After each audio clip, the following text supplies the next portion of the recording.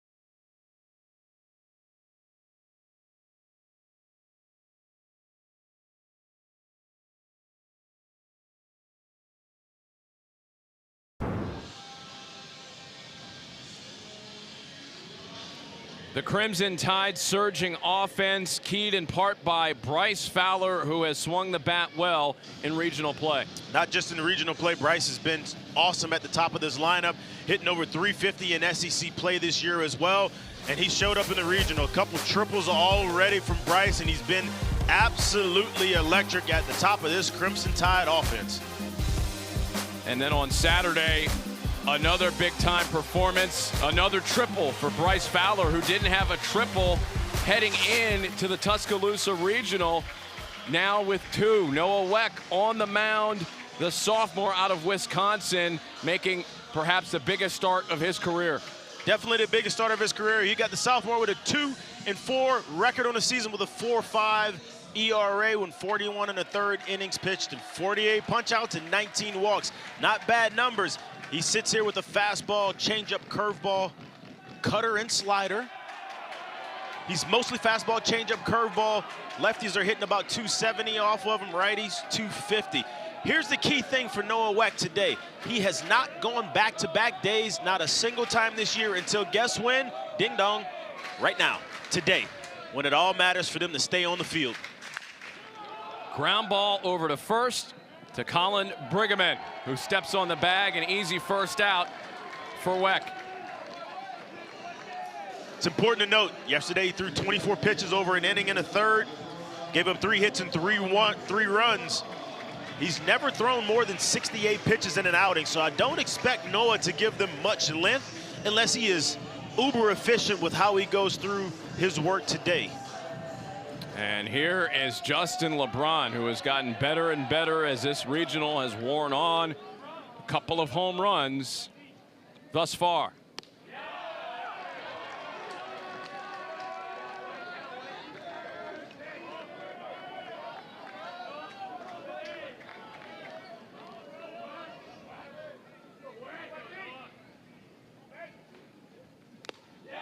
Foul tip, 0-2 to LeBron. 4 for 10 in the regional with 2 home runs. Also has made some impressive plays defensively.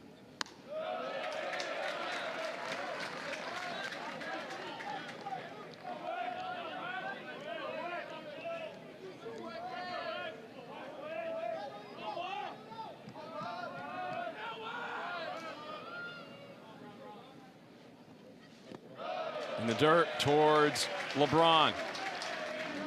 It's a really good job by Justin LeBron, and you can tell he's feeling himself and when he's going good. To be able to spit on that breaking ball, starts in the zone, able to dip it below the zone and not really move it off the plate. Tell you he's in a good spot. He's seeing the ball well.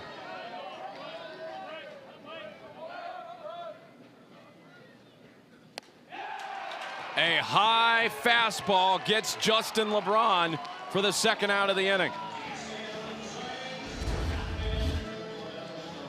Noah Weck coming in, you can tell he's amped. That fastball's playing up to 95 right now. You had 95 right there.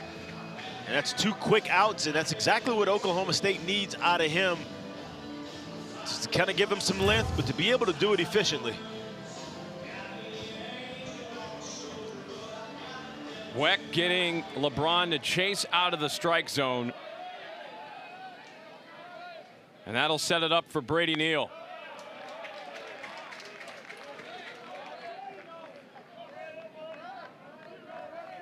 Weck, I'll tell you what, is playing with fire in terms of that fastball up in the zone with Brady Neal. He loves it up there. He does a lot of damage with that pitch. Something to look for in this at-bat.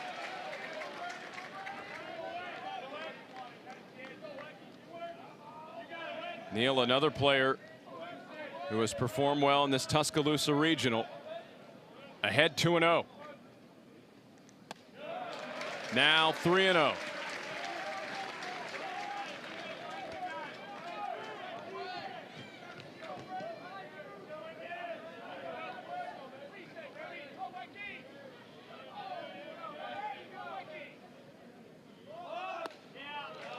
There's a strike as Neal showed bunt, pulled it back, strike anyway. Tried to run a little interference, if you will, with the concentration of Noah Weck. Didn't work.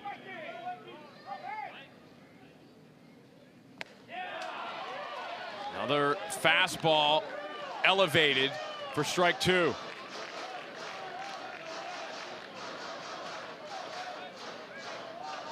And an ongoing chess match defensively with Oklahoma State on how they're defending Brady Neal. 3-2. Sent in the air towards deep center field. Drifting to his right is Colin Ritchie, and a 1-2-3 inning for Noah Weck and the Oklahoma State Cowboys, who come to the plate when we come back.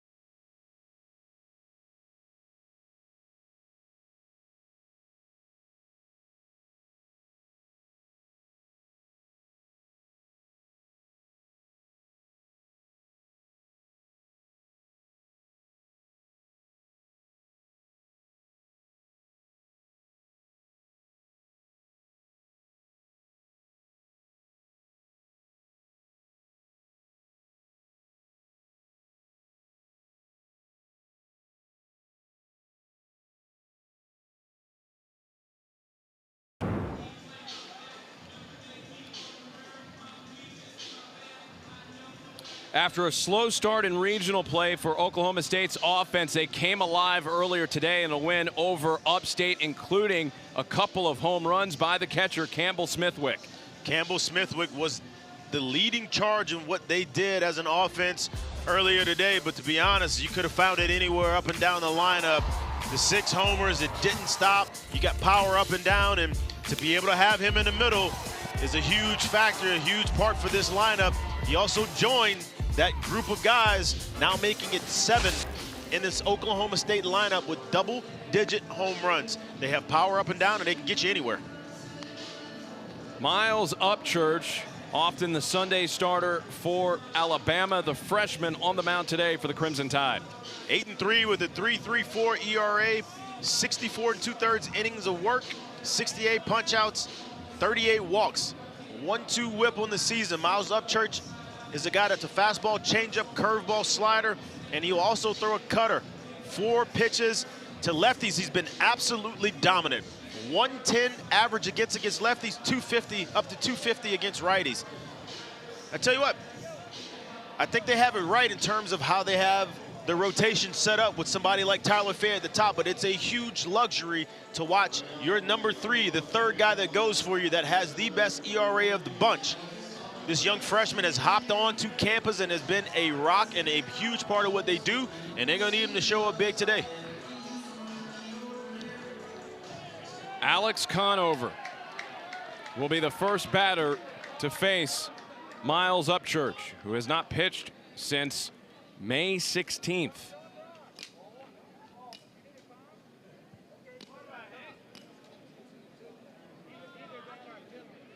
And another day and another PitchCom issue. We keep the streak alive. Yeah, you know, they say that the old fingers are dead. You can't do those anymore, apparently. PitchCom's got his own problems, too.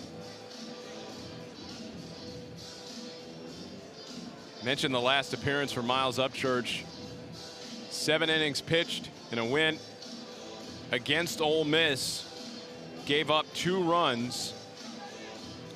And they're hoping for a similar outing tonight. I'm excited to see him pitch. I haven't seen him pitch in person yet. Seen him pitch from afar, see the numbers. A lot to like. Get a chance to see it here in person finally. Alex Conover takes a fastball on the first offering, 1-0. Conover 1 for 13 in this regional.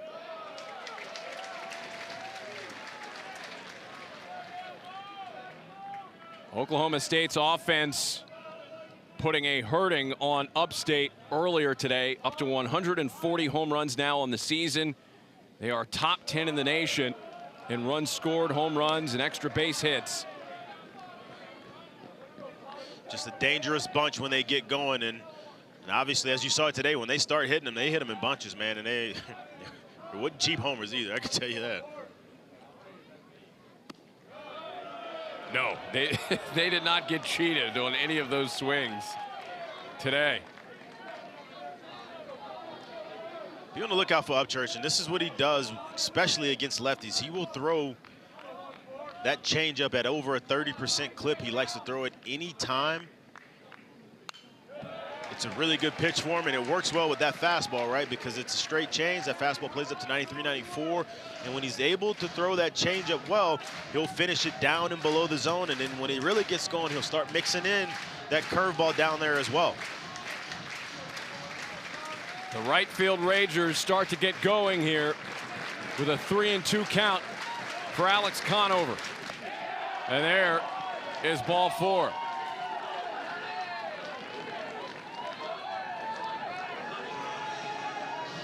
Hey, well, you can tell everybody's a little amped up, right? We're spiking fastballs at 95 with a 3-2 count. We got a lot of guys swinging at balls over the head. They're going to have to find a way to harness that and rein it in just a little bit and start playing under control a little more. That pitch did hit Conover, so technically it scored a hit by pitch. Bunt laid down by Brock Thompson, and that sends Conover over to second base. And so far, the biggest swing of the season for Oklahoma State, courtesy of Colin Ritchie, who He is no stranger to big moments. Hit the big homer last night. We haven't seen a ton of good Colin Ritchie. They would love for it to show up in this ball game. No doubt about that. The junior has struggled to find his swing here, but did so yesterday in the nick of time.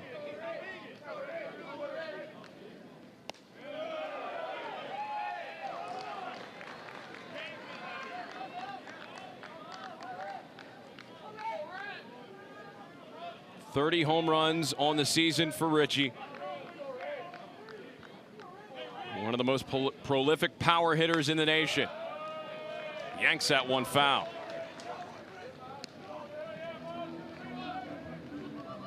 Miles to lefties will mostly be fastball, changeup, curveball.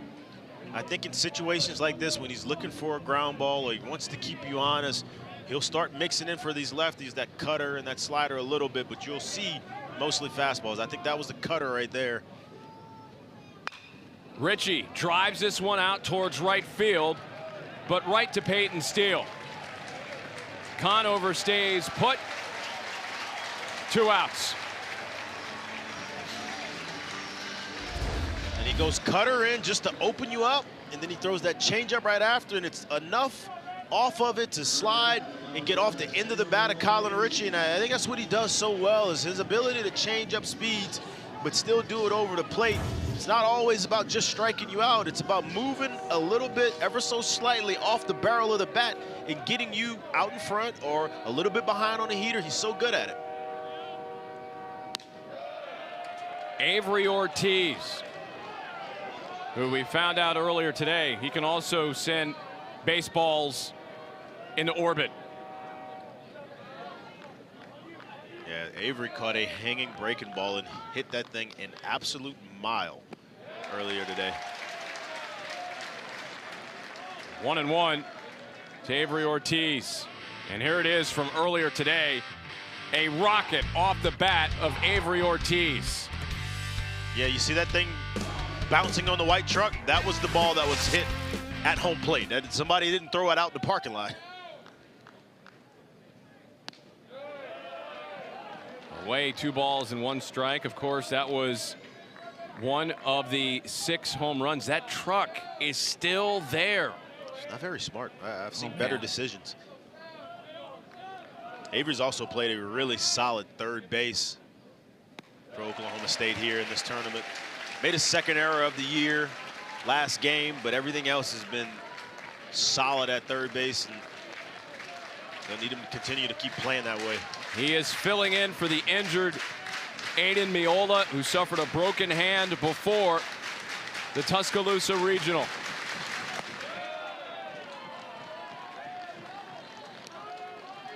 Now a full count on the way as Miola looks on, hoping his team can continue to fight on to a decisive winner-take-all game that would take place tomorrow. Swing and a miss. Upchurch gets Ortiz.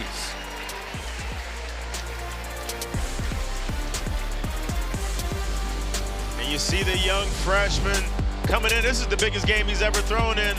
And the opportunity to come out here and strike out to end the first inning, he's got to be feeling good about himself. Deadlock going into second.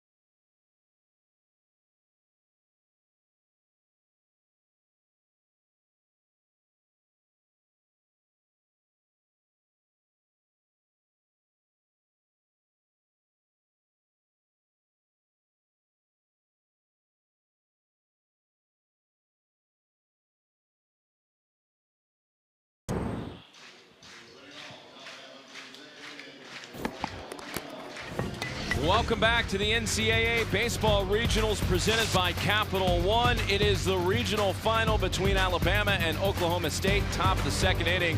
Alabama can go to Super Regionals for the first time since 2023 with a win. Meanwhile, for Oklahoma State, they will need 2 wins to head to Supers.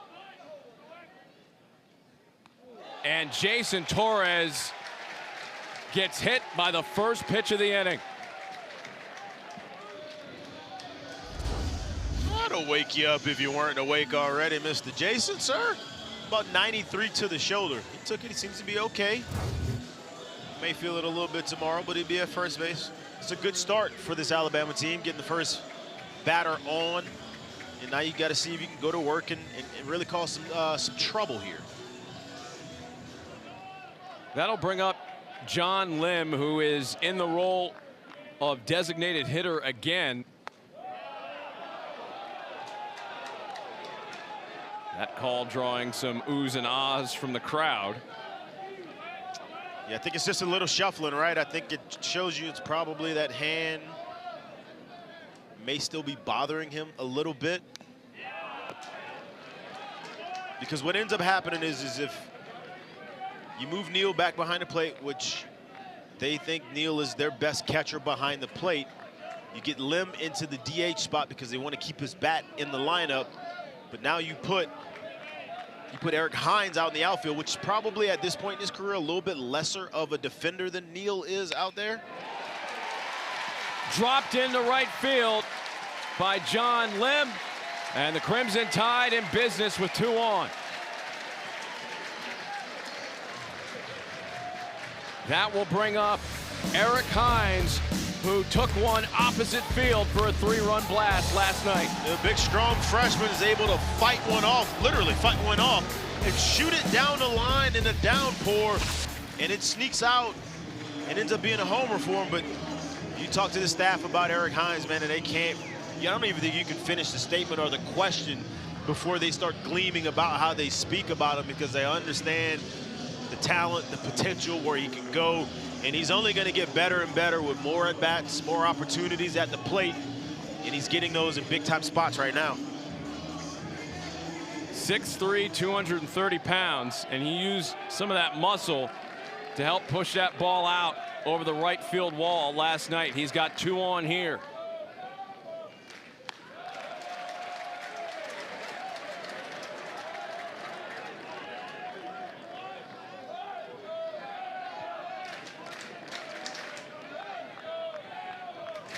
Hines has become a regular in the starting lineup for Rob Vaughn.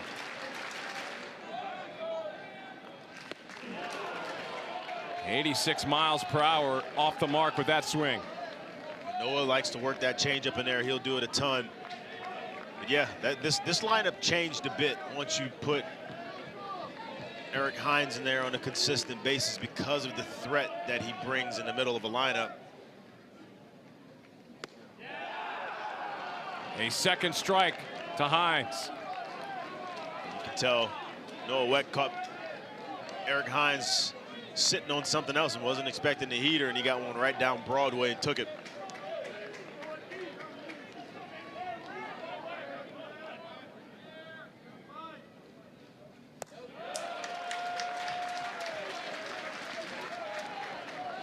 Two balls and 2 strikes to Eric Hines.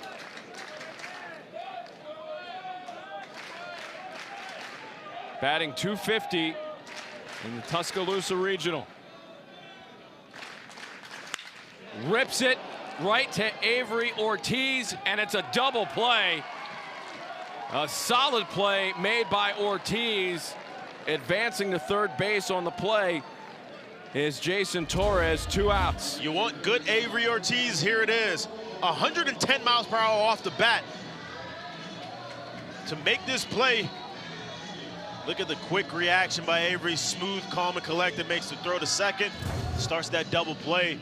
Get 5-4-3. That's such a good job by Noah Weck getting the ground ball. Another 1 pitch away from getting out the inning.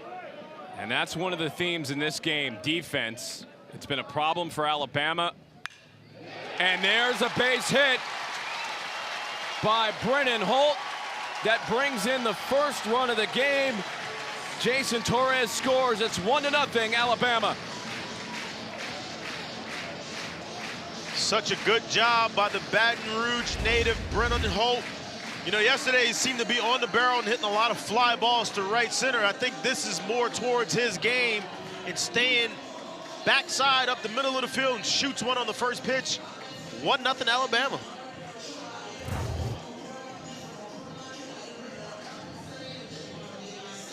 And you have to keep your eye on Holt when he gets on the bases.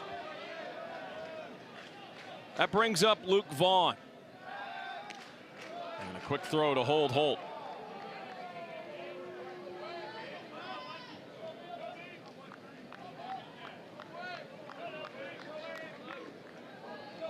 Vaughn with 9 home runs on the season. Hit one out on Friday night in the win over Alabama State. This one towards shallow right field. And the catch is made by Remo Indomitico. But Alabama pushes one across in the second inning. They lead 1-0. What a way to shoot this ball the other way, and you can see him fire it up to start this game. 1-0 Alabama.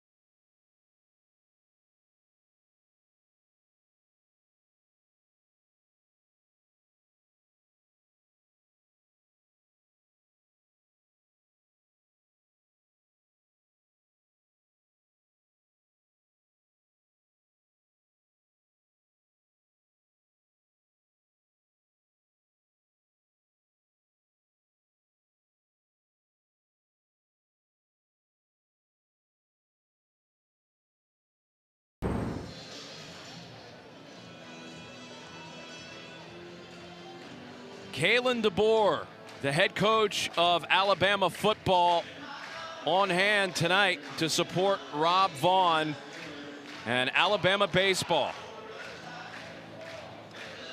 He was also here as well last night. So he's been a regular here during this regional. Baseball fan, competition fan. I love it. I love it. Of course, Bryant-Denny Stadium, about a mile away from this stadium.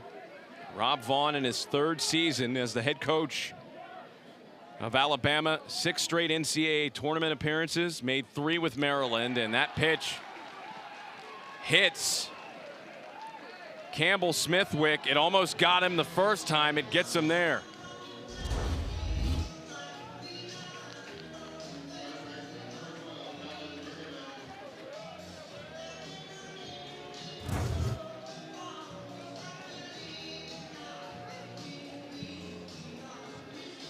Sixth time in this regional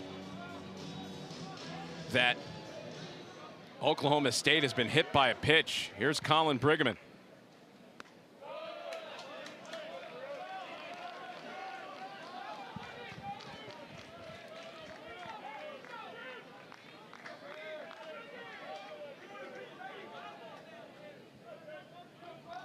The senior with 17 home runs on the year.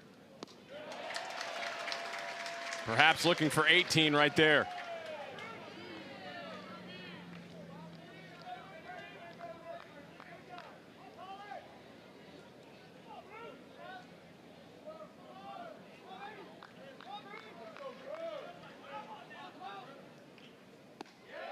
There's a strike to Briggeman. He's been one of the more reliable bats in the regional so far for Oklahoma State, hitting .400 heading into this contest.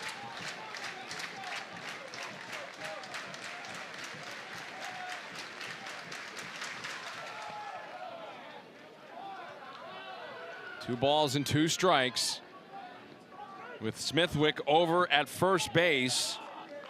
He only has 6 stolen bases on the year.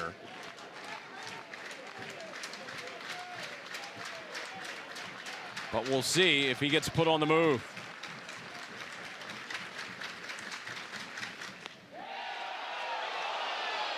And the crowd wanted a called 3rd strike. They don't get it. It's a full count.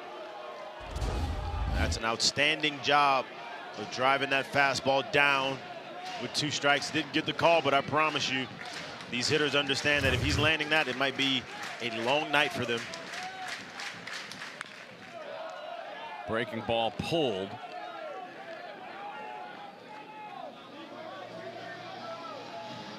The 7th pitch of the at-bat coming up in just a moment to Colin Briggeman. 3rd full count already to an Oklahoma State batter.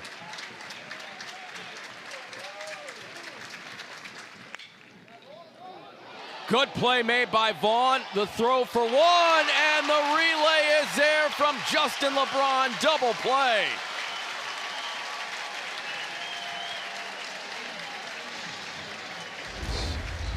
This is an absolutely beautiful double play by that infield. You see the big breaking ball, gets him to beat it into the dirt. Luke Vaughn stretching out, making a nice play. Good feed over the second for that turn. It's tougher than you think to make this because there's so many obstacles in the way. He could easily throw this and hit the runner in the back. He doesn't. We get over the cover first time. That's textbook defense. Very good.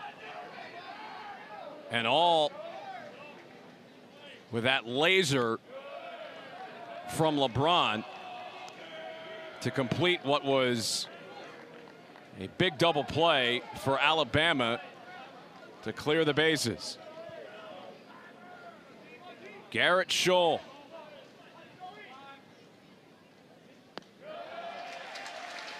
Takes a strike, 1-1. He's one of 7 batters for Oklahoma State that has at least 10 home runs on the season.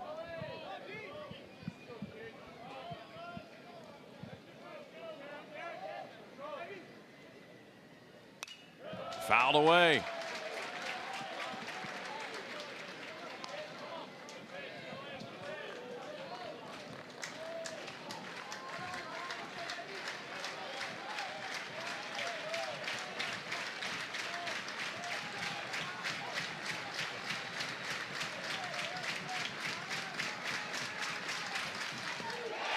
swing and a miss. Down goes Scholl, and down go the Cowboys in the second inning. 1-0 Alabama. And Miles Church is starting to get a good feel for that breaking ball. You see him snap one off here to end the inning. It's a good job by Alabama.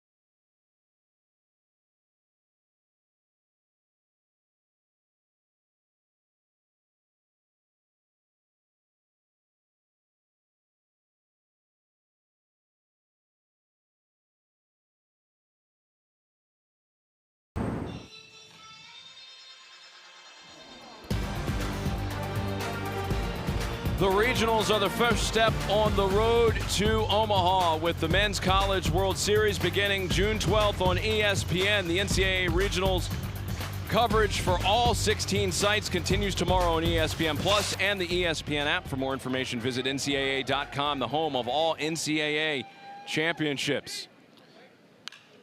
First pitch, dumped in the left field. It's another hit for the Crimson Tide, this time from Peyton Steele.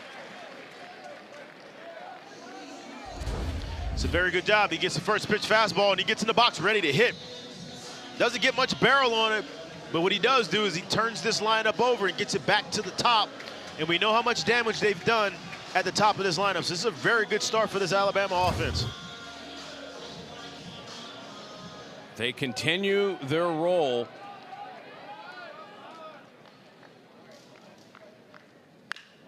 And this one is falling in front of Colin Ritchie for a base hit. So another Alabama hitter looking at the first pitch and swinging at it.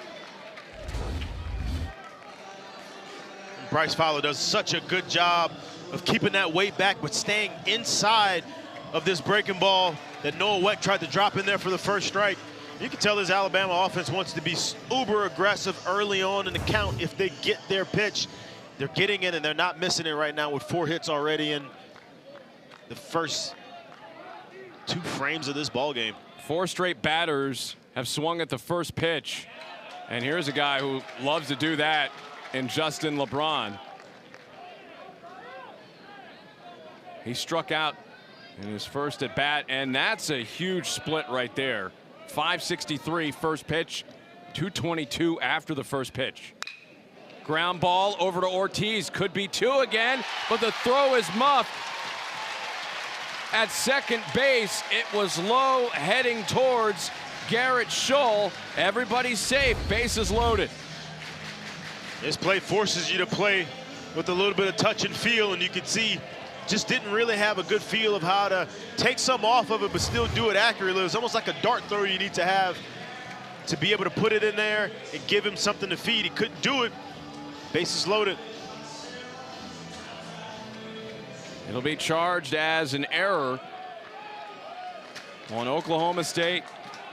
Offline throw by Avery Ortiz.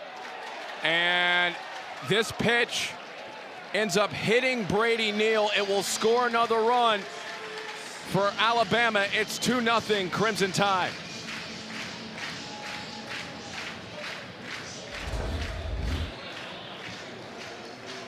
Noah Weck tries to throw him a breaking ball and really just spikes this by trying to do a little too much with it. I was expecting this visit right here. Things are moving a little too fast for this Oklahoma State defense and team, and they need to kind of slow it down, as you can see. And I would imagine that's going to be a lot of the conversation on the mound right now. No movement in the bullpen for Oklahoma State. It's been a bullpen that has gotten a workout throughout this regional at times, especially in that Oklahoma State-Alabama State game.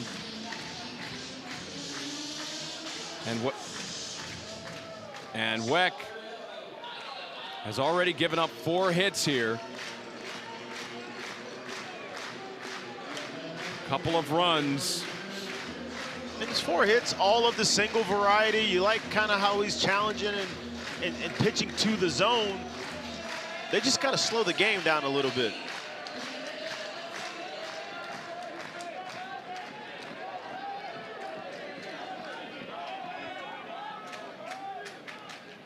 Jason Torres takes high on the first pitch, 1-0.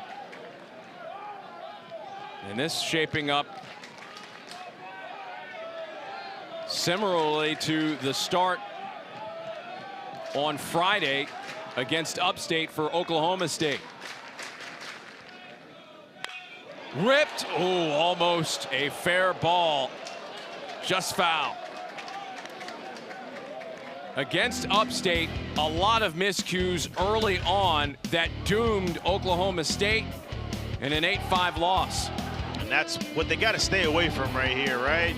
Those 3 errors, the wild pitches, the pass balls, all those things kind of doomed them. And if you stay away from that, keep yourself in the ball game. I'm afraid, though, if you continue to do something like that, it could run away from you quick in this regionals final.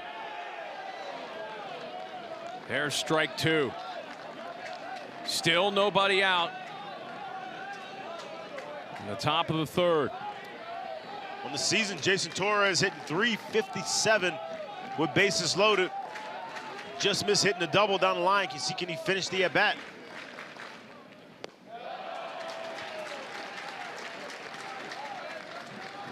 Fowler over at third base. LeBron at second. Brady Neal at first.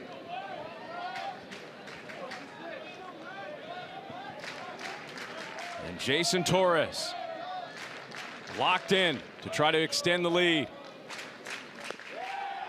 And he strikes out looking. It's a really good job by Noah Weck. He just missed the fastball down before. Gotta believe Jason Torres saw it down, thinking either it's gonna be the same pitch or a breaking ball he plays off of, but he's actually able to stick this one right at the bottom of the zone, and he gets the punch out.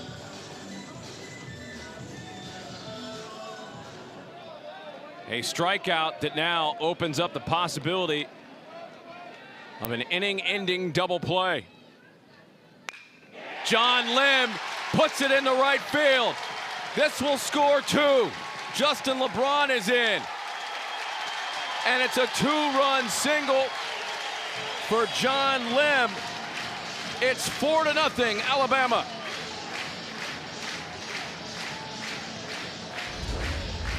John Lim in his second hit in as many at-bats, 2 singles.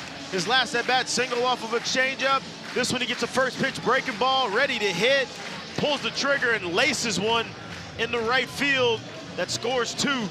Now the Alabama team is absolutely rolling.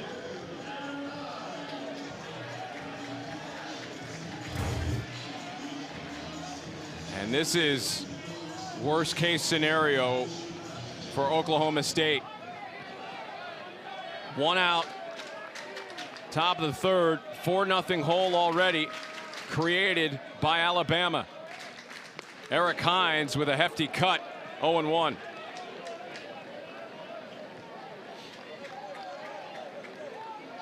Well, you knew just looking at the numbers of Noah Weck on the season. Lefties hitting .273, righties hitting .250. There'd be a good opportunity for a lot of balls to be put in play, but you would have to make the plays. An error early has hurt them already.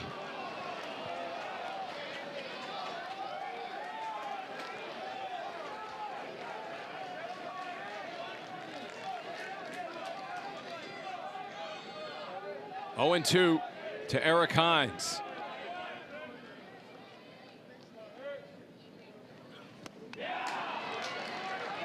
And Weck gets a strikeout of Hines for the second out of the inning. It's just a really good sequence by Noah Weck. Continuing to pound and challenge the strike zone. He gets ahead 0-2 early and makes it really tough. That's just a good breaking ball in two-strike situation. There ain't much you can do with that. And he sits Hines down for the second out of the inning. The second strikeout of the inning recorded by Weck. Third strikeout for him in this game.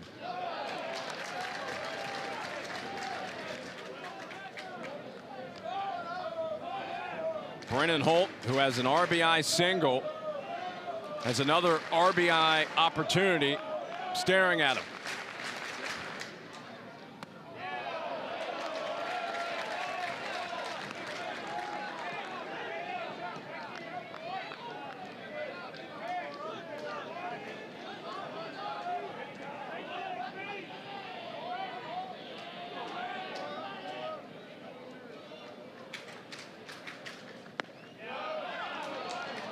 There's a first strike to Holt. Tell you what, if Holt's able to find some outfield grass right here, put this thing to 5-0, it can get a little hairy for Oklahoma State.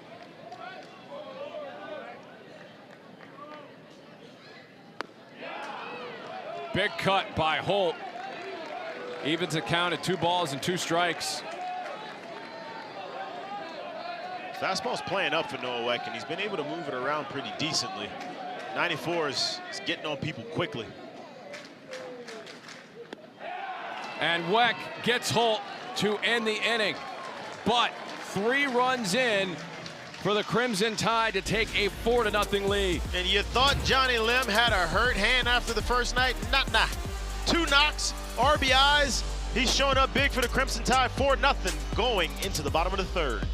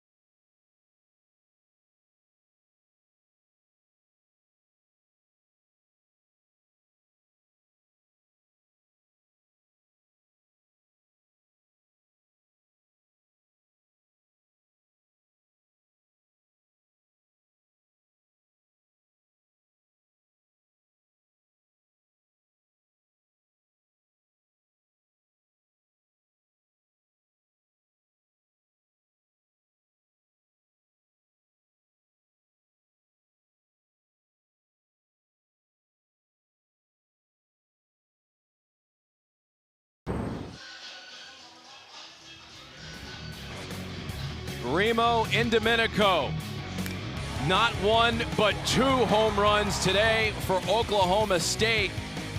He came into this regional not known for his power. Different story now. Different story in Tuscaloosa, Alabama. Came in with 1 homer, already has 3 here in this regional and looking to add to it this game as well.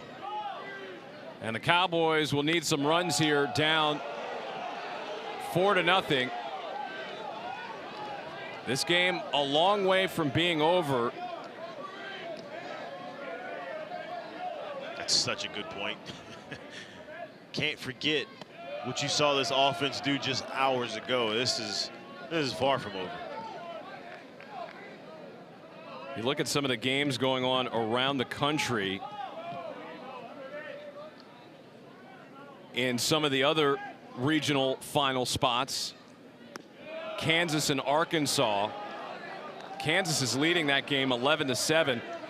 In that contest, Arkansas led 5-0 and then gave up 11 runs in a row.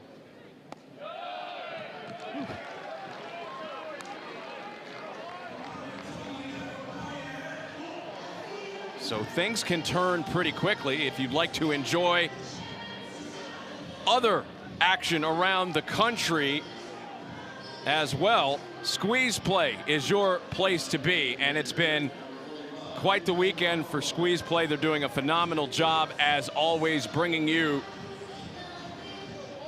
regional round action as the regional finals get going here today, and elimination games prior to that.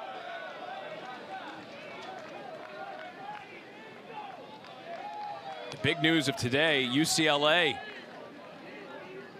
saying so long to the NCAA tournament. The overall #1 out. After getting beat twice by St. Mary's College.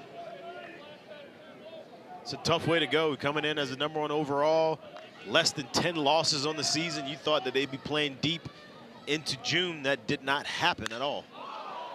This one hit well out towards right field, going back to the wall. That's gone.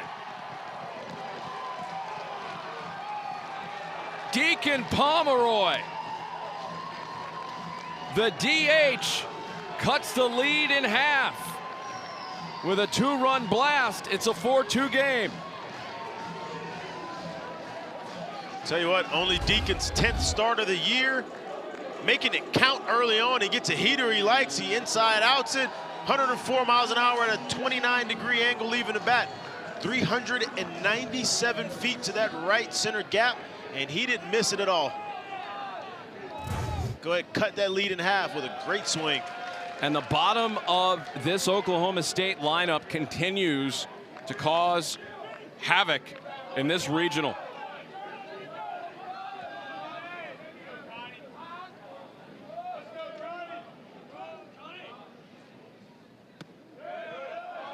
That flips it to the top of the order for Alex Conover.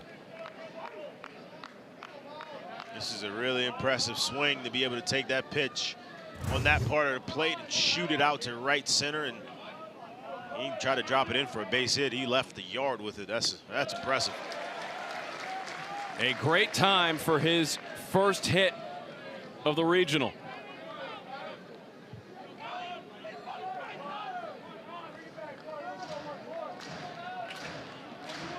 We always thought if we saw this matchup, we thought we'd be looking at the strength of Alabama, their pitching, against the strength of Oklahoma State, their hitting, and how would it fare in this ballpark, in this atmosphere. That's a great pitch by Miles Upchurch, being able to throw that changeup. One down after the strikeout of Conover,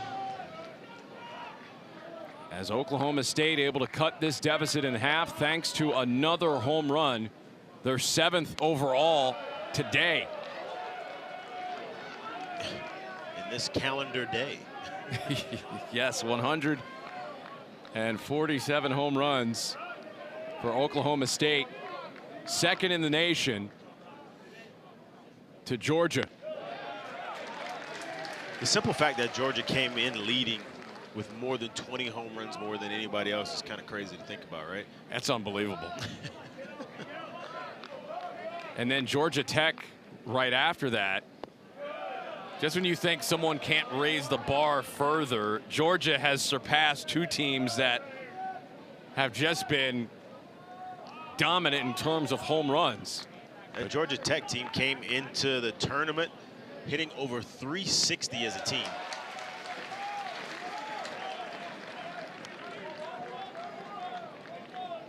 Two and two to Brock Thompson.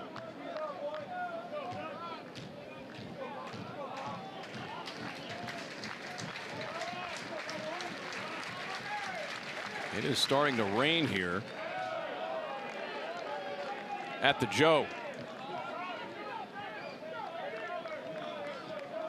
There have been a couple of weather delays here in this regional without rain falling, but the games have featured rain at various points. And a swing and a miss from Brock Thompson for the second out.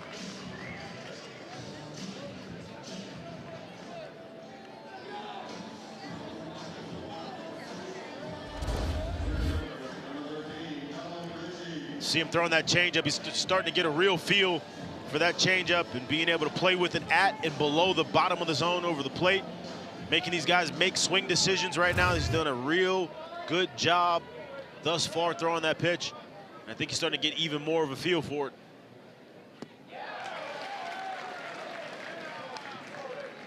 Colin Ritchie, who is no stranger to hitting home runs, back in facing an 0-1 count. 0 for 1 on the night.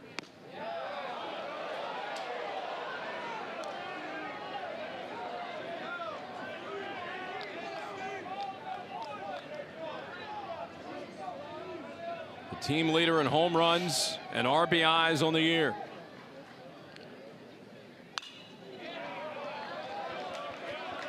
Fouled that one away. 1-2.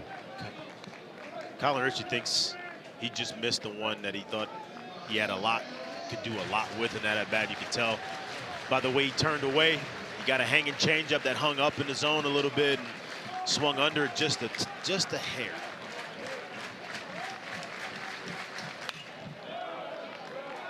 Got a piece of it again. Now he's fighting.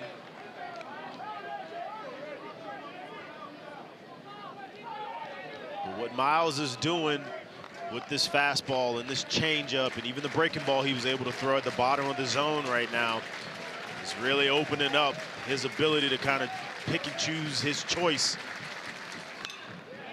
Opposite field, down the line. That's a fair ball. It'll go to the wall. Ritchie steamrolling his way towards second base. And he is in scoring position with 2 outs. Miles is doing a good job of really working the bottom of that zone. As you see, he goes changeup down out of it, changeup right at the bottom of it, doesn't get the call, gets the heater, got almost by him. Colin Ritchie knows he's in a fight, but when you hang that curveball right after it, a really good hitter like a guy like Colin Ritchie is gonna make you pay, and you see him shoot a double down the left field line.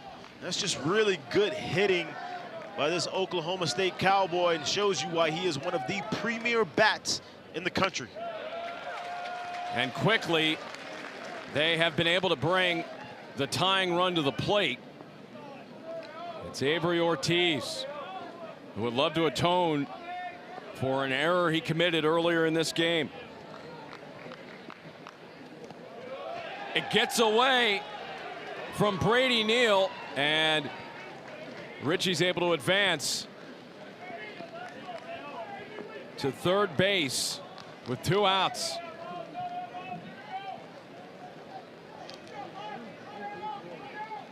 He doesn't have to try to overthrow this pitch, but if he can make those breaking balls after he's already established the bottom of the zone, just finish under the zone and not so much off the plate, give Brady Neal a chance to keep that ball in front, he can really start playing back and forth game with him just by being able to do that.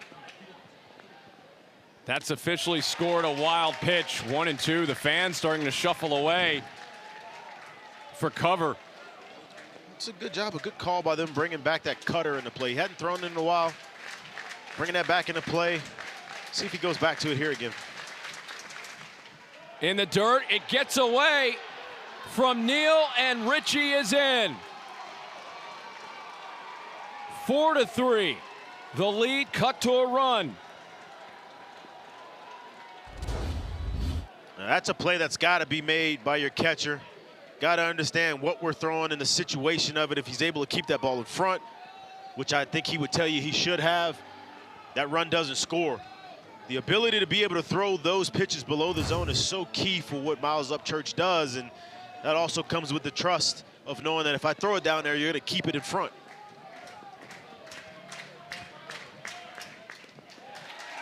Ortiz strikes out to end the inning, but Oklahoma State able to get 3 runs back, including a 2-run homer from Deacon Pomeroy.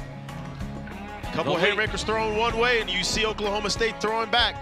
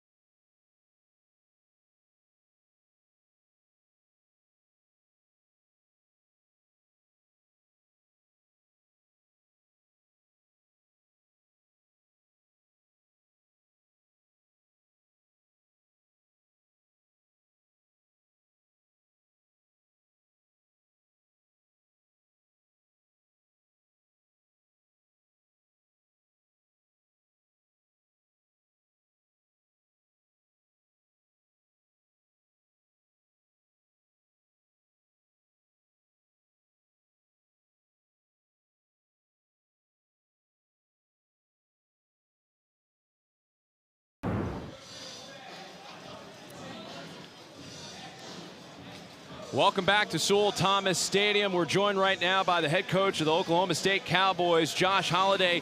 Coach, the bottom of your order here has really delivered. Deacon Pomeroy with a big hit. Yeah, how about those freshmen down there, huh? You guys notice that? Actually, 18-year-olds playing college sports right now. Remo's 18, Deacon's 18, Terrence is 18. They've all hit home runs today. It's a lot of fun to see freshman players break through, and especially in an environment like this. I mean, you know, the sky's the limit for those guys in the future, and they're doing a nice job at the bottom of our order and put us right back in the middle of this thing. So I'm really proud of those kids, proud of all of them, but it's kind of fun to see a bunch of freshmen roll up their sleeves and get an opportunity. Coach, you speak about fun. You go down 4-0, you see your team bounce back and give you that response inning. Is that the kind of feeling, that playoff response inning, is that kind of feeling that keeps you coming back to college baseball? Well, I think it's what keeps you working with kids, to be honest with you, to watch them grow and see what they're capable of doing once they become confident, and to see them develop those skills, learning how to bounce back when things don't go their way. That's why baseball is the best game of all. It's kind of the mirror of life, and yeah, we've learned to respond a lot over the course of this year. Coach, we'll let you get back to business. Thank you. Okay, thank you. Josh Holliday's team responding with 3 runs in the bottom of the 3rd inning to turn a 4-0 deficit into a 4-3 deficit. Over to Ortiz. Fires it to Briggerman over at first base.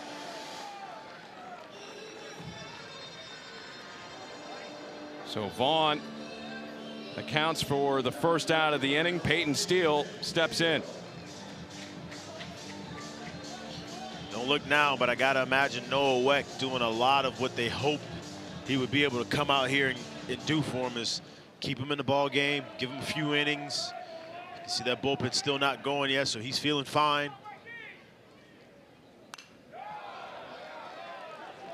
Fouled away by Steele.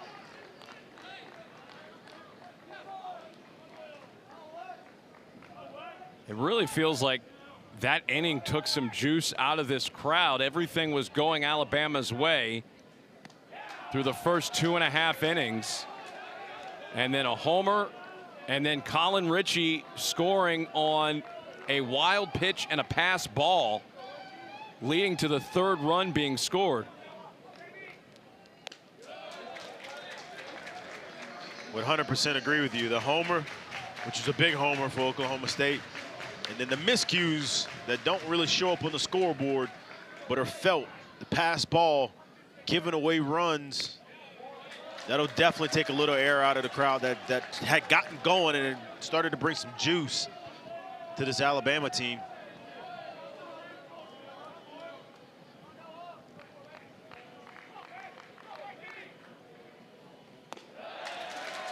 Peyton Steele earns a walk.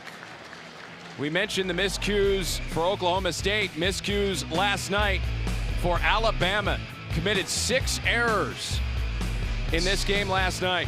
6 errors is just not what you want to hear when it comes to playoff baseball. You got to play clean baseball.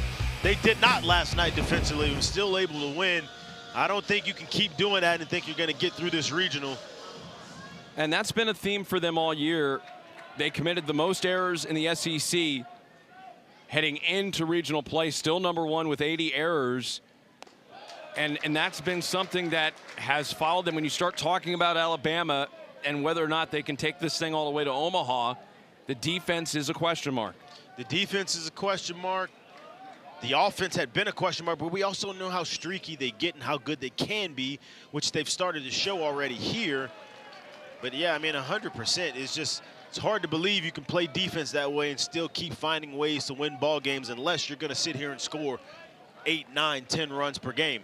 Now, to their credit, coming into this one, 28 runs scored in the first 2 games here, so it's worked for them. Sent out towards left field. Alex Conover is there to retire Bryce Fowler.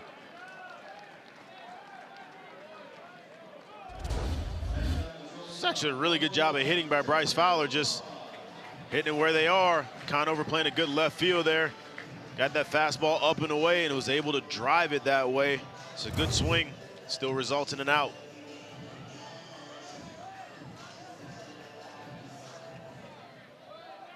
Justin LeBron steps to the plate with a runner on and 2 outs. Breaking ball missing high. Talking about the rarity of a team committing 6 errors in a game and still winning in the NCAA tournament. Alabama became the first team to win an NCAA tournament game when committing 6 errors or more since Rice did it in 2008. LeBron puts this one into left field. Steele will stay at third. Justin LeBron has a double.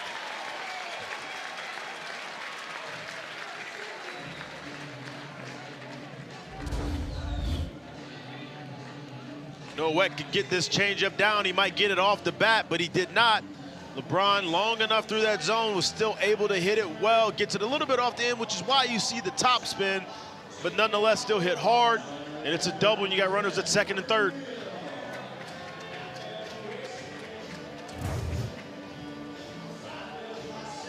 Alabama has been pretty solid with runners in scoring position in regional play. 12 for 33.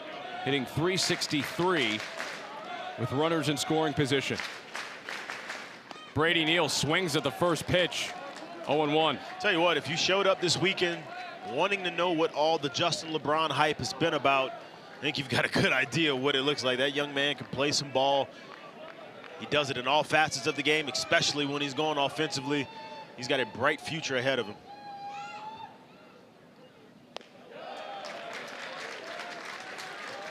Neal lays off.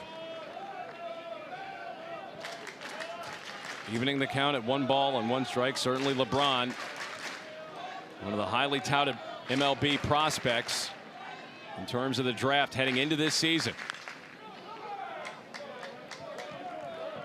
You got that pin going for Oklahoma State, so we may be getting towards the end of the line for Noah Weck here. For him to get through this top of the 4th inning would be huge for Oklahoma State moving forward. This is already his longest outing of the season.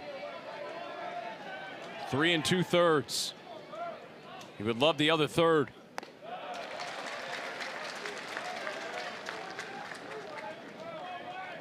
Tell you what, for him to come back on such short rest, not ever going back-to-back days at all this season and doing it in this fashion so far, by just keeping them in the ball game and continuing to compete, got to tip your cap to him. Out towards left field, Conover giving chase, and he makes the catch.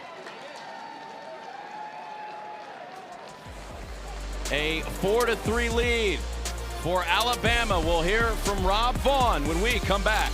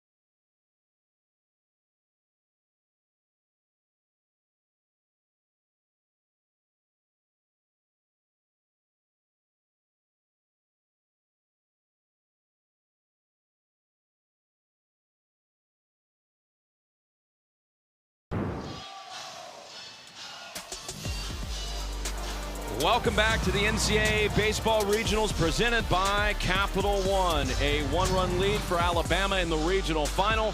Rob Vaughn joins us right now. Coach, a punch-counterpunch kind of game. You pick up 4, they come back with 3.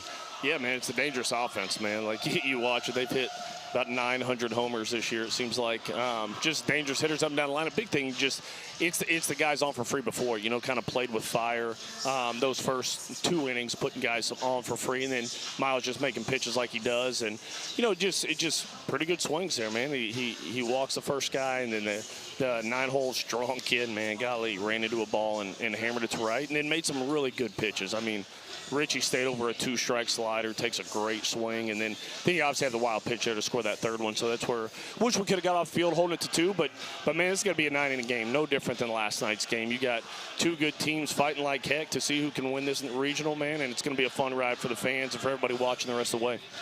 Coach, when you figured out you were going to get Tyler Fay back, you knew you had Zane Adams coming back as well, and then you get this young man, Miles Upchurch, on campus. When did you feel that you would be able to plant him into the rotation, and obviously the year is going the way it has for him?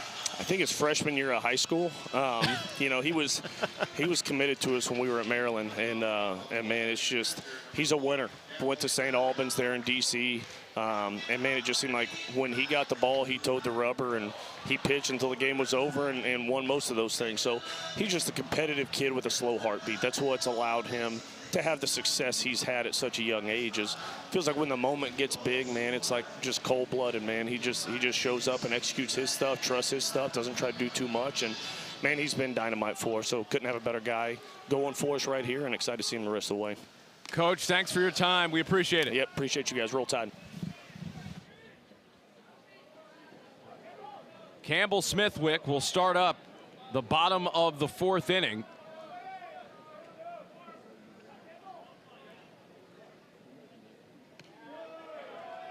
Inside for a ball, 2-0, and Rob Vaughn very happy with what Miles Upchurch has been able to bring to this Alabama team. Yeah, the stability that he's brought to that day 3 of this rotation is incredible. He's been awesome for this team down there, and you know, coming into this ball game, of the 3 starters that they have, he actually has the best ERA of all 3 of them. So it shows the promise that the future holds for him. It shows you how good he's been this year.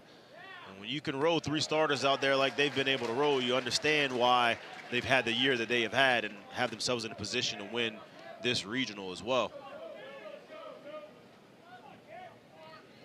3-1 to Campbell Smithwick.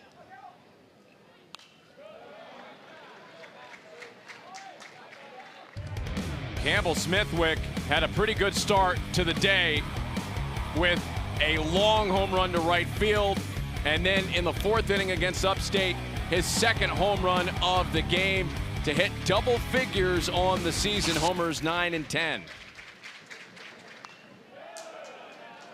There's been a lot of conversation about all the other big boppers in the lineup, and I think Campbell Smithwick wanted to make sure his name was known as well today, and he did that in a big way so far. Smithwick tied with Brock Thompson with 10 home runs for this team, and he draws a walk. And he's a leadoff base runner. And you can see Brady Neal 1,000% thought that this was a strike, catching the bottom of the zone. He catches and throws it before. He did not get the call, so we'll see how that goes from here. It's a really good 2-strike slider. He just didn't get the call with it. You got to keep going forward. Steve Mattingly, the home plate umpire, as Colin Brigham steps to the plate representing the go-ahead run for Oklahoma State.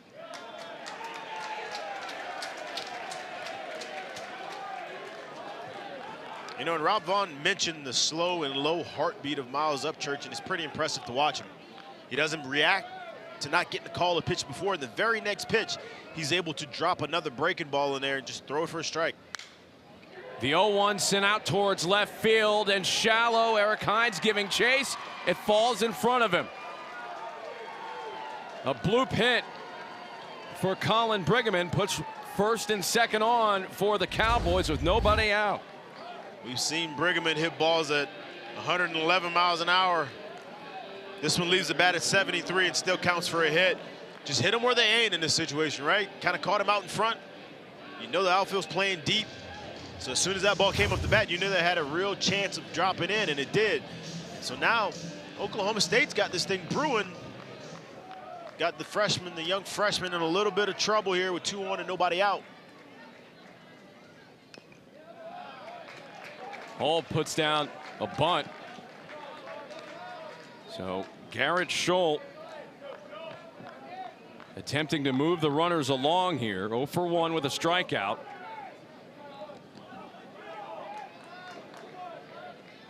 Alabama in at the corners.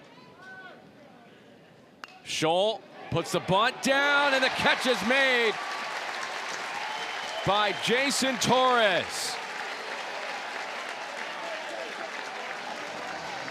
Scholl is not able to get the bunt down and out of the air, and a good job reacting and getting to this baseball by Jason Torres, his third, to get the first out of the inning. Very good play there by Torres to extend to make the catch. And Remo and Domenico behind here 0-1. Coach Holliday obviously very happy with the progression of the bottom of the order, including the freshman Remo and Domenico.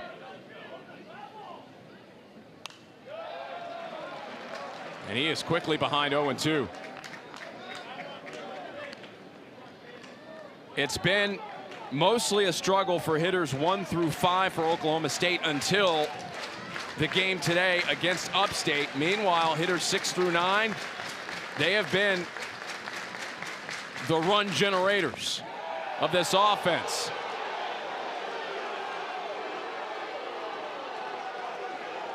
The fans are booing it, but been pretty consistent with the bottom.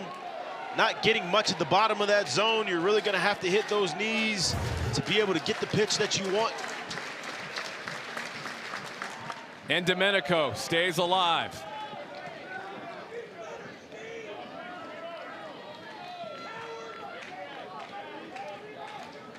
The fans are not letting up on Steve Mattingly.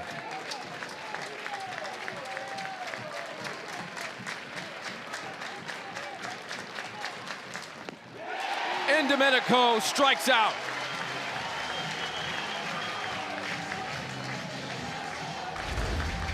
What a great job of being able to land that changeup at the bottom of the zone. And it just looks good for so long. It's in the zone. It looks a whole lot like the fastball. And then all of a sudden the bottom just drops out of it. And like we spoke about earlier, Miles Upchurch will throw that pitch almost at will whenever he wants. He's really good at working the fastball changeup combination. And you saw him use it there for the second out of the inning and a strikeout. Deacon Pomeroy, who really swung the momentum of this game with a 2-run homer, takes a called strike. 0-1.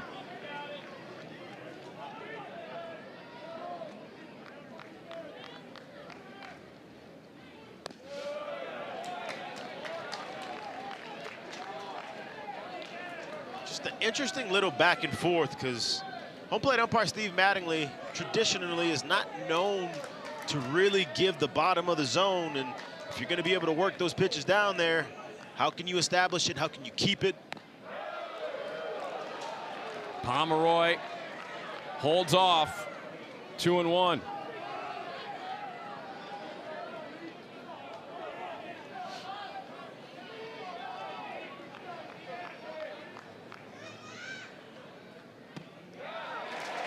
Count even now at 2 balls and 2 strikes to Pomeroy. Just moments ago, Oklahoma State had runners at first and second base, nobody out. Now first and second base, 2 outs.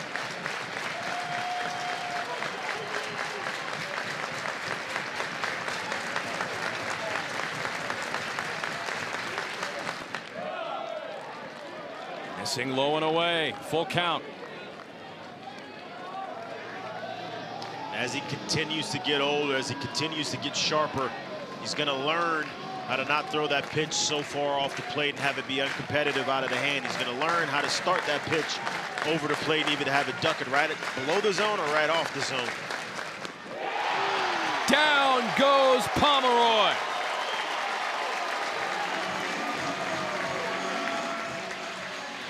And Miles Upchurch, hello, young man. There he is again with the changeup. It's his bread and butter. He'll live on it. And here you see him building a house and striking out Deacon Pomeroy to end the inning. Alabama up 4-3, and we got a ball game here, folks. Stay with us.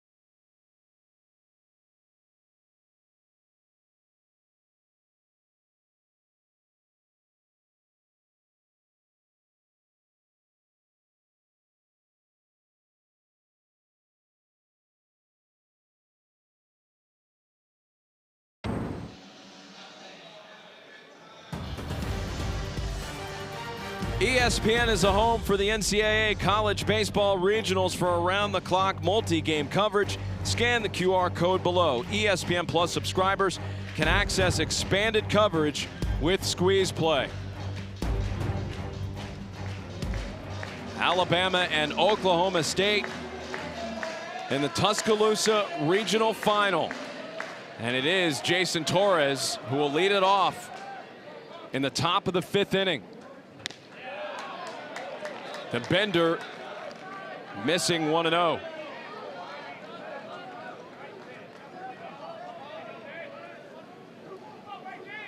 Torres 0 for 1 on the night.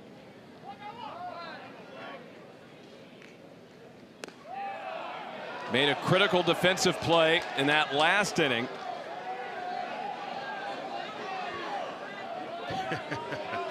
And I think Steve Mattingly's starting to get influenced a little bit by the reactions at the bottom. He's starting to open it up a little bit down there.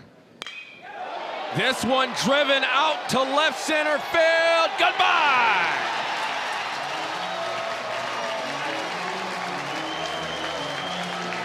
Jason Torres gets a hold of one. 5-3 Alabama.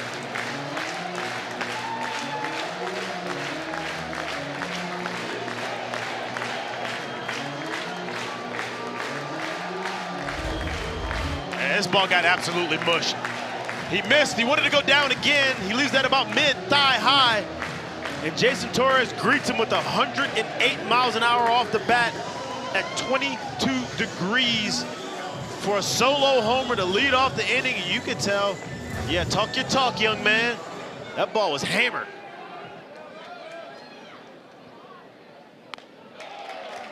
John Lim looks at a ball as Noah Weck is approaching his season high in pitches. Which was previously 68.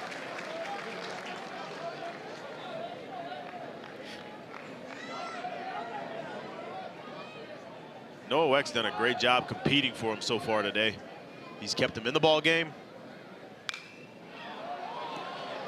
Lim pops this one up and drifting out of play. That's the thing, you know, you need a performance that is going to allow you to have a chance to win the game. So these two teams at this point in this tournament are sitting in two completely different spots. And what I mean by that is when you're on game 4 already in 3 days, you played one earlier today, I'm not saying you got to come out and hit 6 home runs, but I do think it's understood that you're going to have to score some runs. And hopefully you get pitching performances like this that keep you in the ball game. So Oklahoma State needed to come out and still needs to come out and score runs and really score them in bunches to put themselves in the right spot. Alabama, they're in a completely different place. With so much of that pen, still out there for them, they can go and do a whole bunch and not have to really exert too much. Now, they've gotten 5 runs already through 5. That's great. But Noah Weck's now at his season high in pitches. He's done it on the backside of a back-to-back, the first time he's ever done it this year. You have to go out and support that offensively, and that's what Oklahoma State's going to have to do. The Cowboys cannot let opportunities like they had last inning go by the boards too many times in this game. And there's a walk that will put John Lim on first base with nobody out. And that's the sign to me of an arm of a pitcher getting just a little tired. Trying to overthrow that a little instead of really finishing through. Leaving that fastball way up and away. And that's why you see the bullpen get going for Oklahoma State. People starting to move around because he's at the end of it. He's close to the end of it. So with the Australia native over at first base, Smithwick and Weck will get together to talk.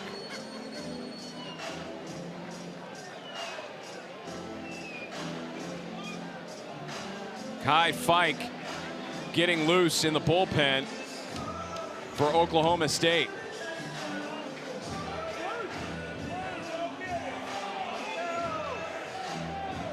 He made a brief appearance in the game on Saturday against Alabama State.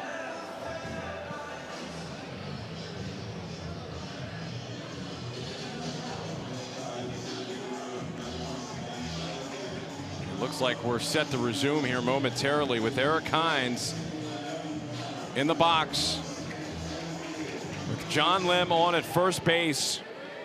Third time in this game Lim has been on. Already with a couple of singles and now a walk. I got to be honest with you, I think this is a dangerous at bat for Noah Weck. He's getting to a spot that he's uncharted waters for him. He's never thrown this many pitches this evening. He's doing it on the second part of a back-to-back.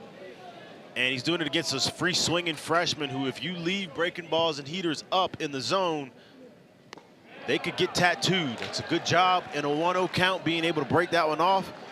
You just better not really hang it. How much longer do you go with Weck here? Is it dependent upon what happens with Hines? I think they would love to get him through the inning, being that the bullpen isn't really going. Nobody's getting hot. Hooey. I felt the wind from that up here. You might have felt this through your TV screen if you're watching this. That hurt my back.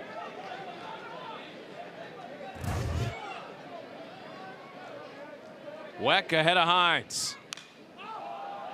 Popped up. Brigham chasing, and into the stands it goes. He does not get cheated up there. You know, there's been a philosophy change in hitting, and it's more so geared of getting your swing off and not so much of having a 2-strike approach and stuff like that. This is the definition of getting your swing off. He gets his swing off every time. Jennifer and Eric Hines looking on. The parents of Eric Hines, plenty to be happy about last night after Eric Hines' 3-run home run. He's got a single here.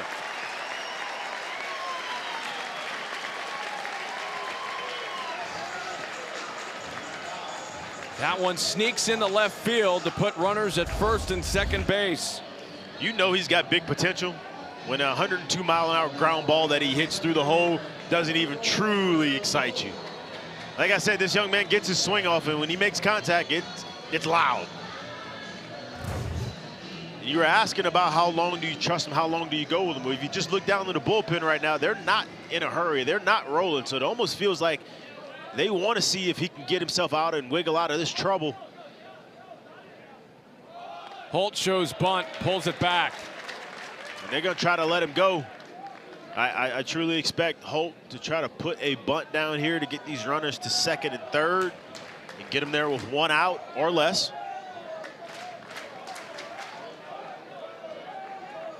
To give 8 and 9 in the lineup a chance to drive him in. Now 2-0 with Lim at second base, Hines at first. Ortiz and Brigham in at the corners.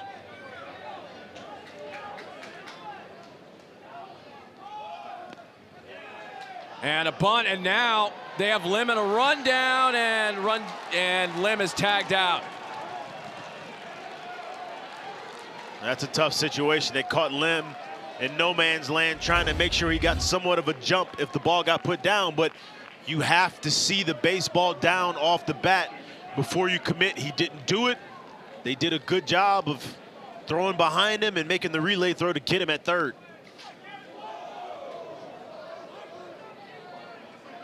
And that could be costly for Alabama. Bookmark that play. I understand what the thought process was, just in case it's not a perfect bunt, trying to make sure that you're not the one that's caught and trying to help your buddy out. But you got to see that baseball down first.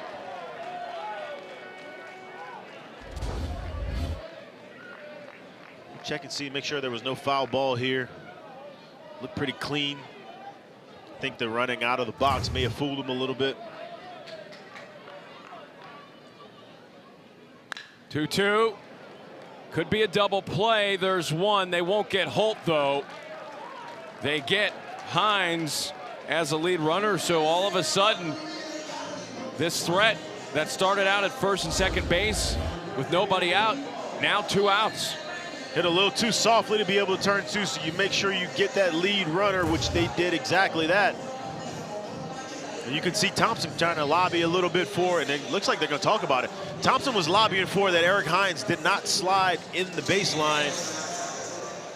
Oklahoma State is challenging the play at second base for the forced play slide rule. The previous play is under review.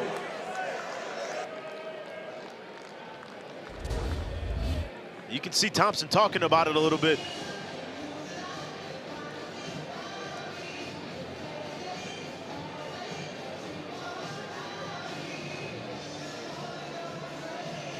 This is going to be interesting because No question. So, and here's what you can see Hines doing, I believe. Hines is looking back to see if this ball gets through, and the line that he's running shows me a young man that sees, if that ball gets through, I want to have a good line going to third and give myself the best chance to get to third as quick as possible.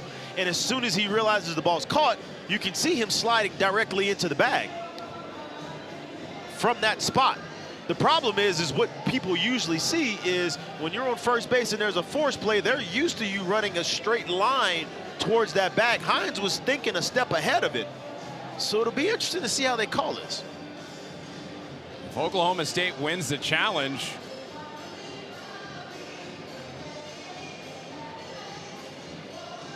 they'll be able to get out of this inning.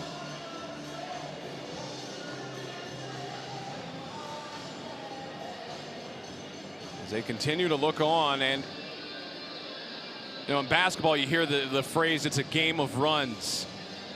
It almost feels like this game is taking a similar shape because of all of the waves of momentum we have seen throughout this game. Alabama, it felt like they were going to run Noah Weck out of this building, and instead all of a sudden he could see his way out of this thing. Yeah, he's been able to weather the storm. He's up to 81 pitches right now. And in terms of runs, we know exactly what this Oklahoma State offense is. And when they get going, it comes in bunches.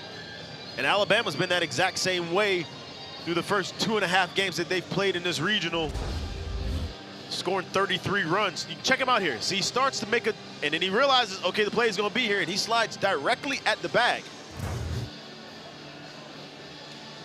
Yeah, I think you bring up a good point there. The angle he took kind of took him off of the straight line, in part because he was trying to figure out where that ball was headed.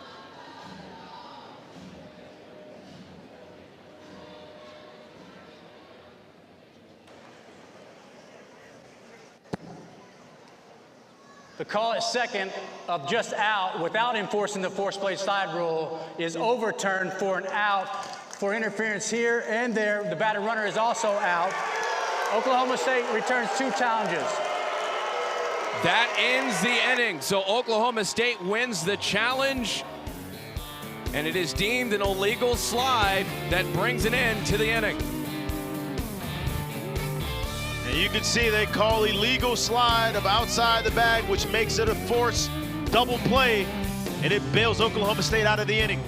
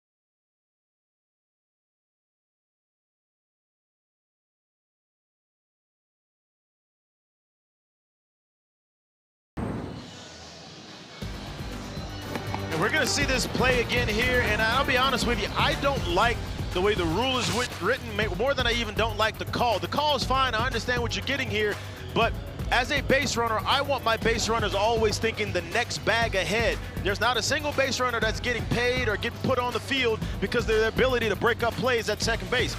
You don't even get the chance to do it the way the written is ruled now.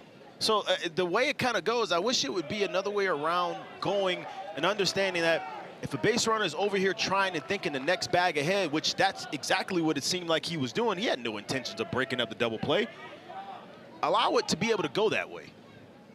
Alex Conover will start off the inning. So basically, if there's a malicious intent made, then it should be called that way. If not, then case by case, perhaps. That's I think that's a perfect way to say it. If you change up the literature and how that rule is written, I think it becomes a better rule, because you could see there he had zero intent to mess with the throw and with the play.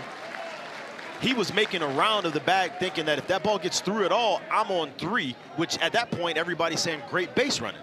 But it doesn't. He slides into the bag, and now it's, oh, well, he was trying to, you know, I don't like the way that's written.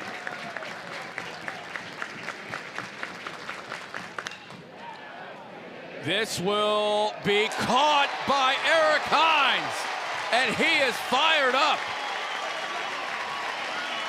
He was in the mix on that double play in the previous inning, and he is fired up after making that great defensive play. And you could see him between innings a little fired up about how the call went. He was ready to make a play. I don't think there was any way he wasn't going to catch that baseball before it hit the ground. Great play, great jump, and a great start to the inning for Alabama. And the hard luck for Alex Conover continues. He's hit a couple balls in this regional that look like they could be hits, but it has not gone his way so far.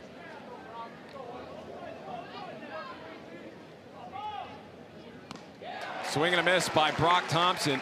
Just to go back to the top half of the inning again, they get the home run from Jason Torres right out of the chute to make it 5-3, but they get runners on first and second base, nobody out, and don't add to it.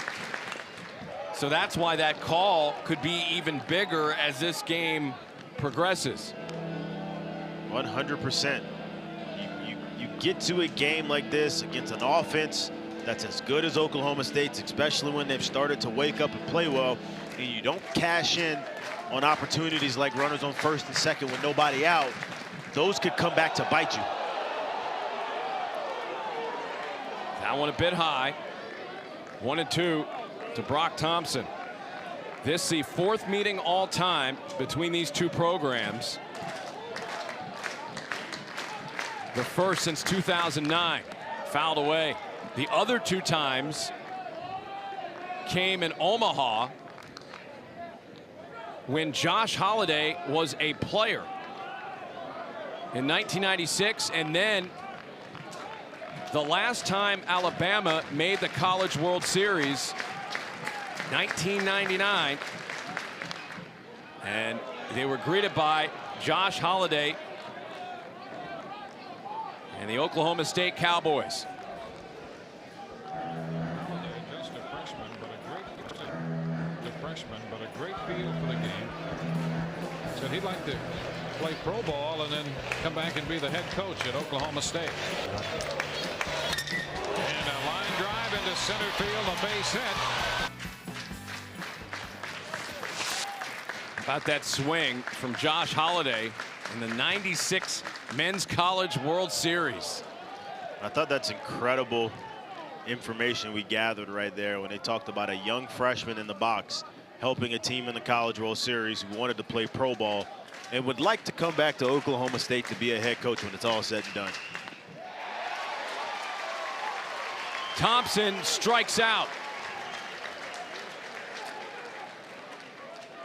And look who's the head coach at Oklahoma State with a chance to do it. That's pretty cool.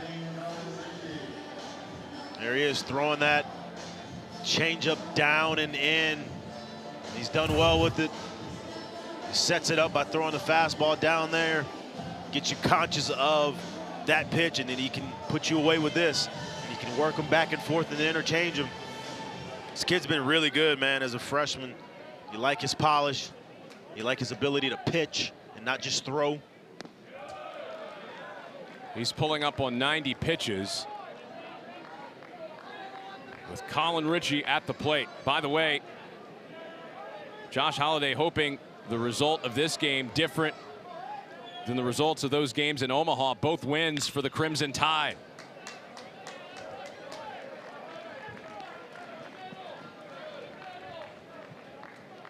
A 7-5 win for Alabama in '96. 11-3 win for Alabama in '99.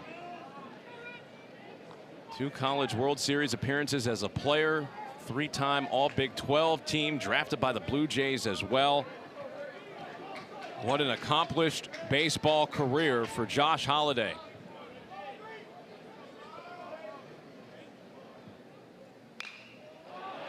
Popped up.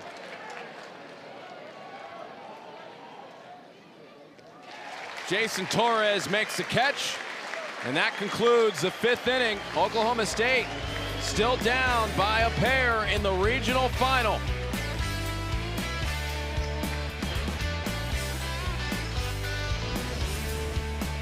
And here you get Eric Hines, who was called out last, starting the next inning with a great diving play.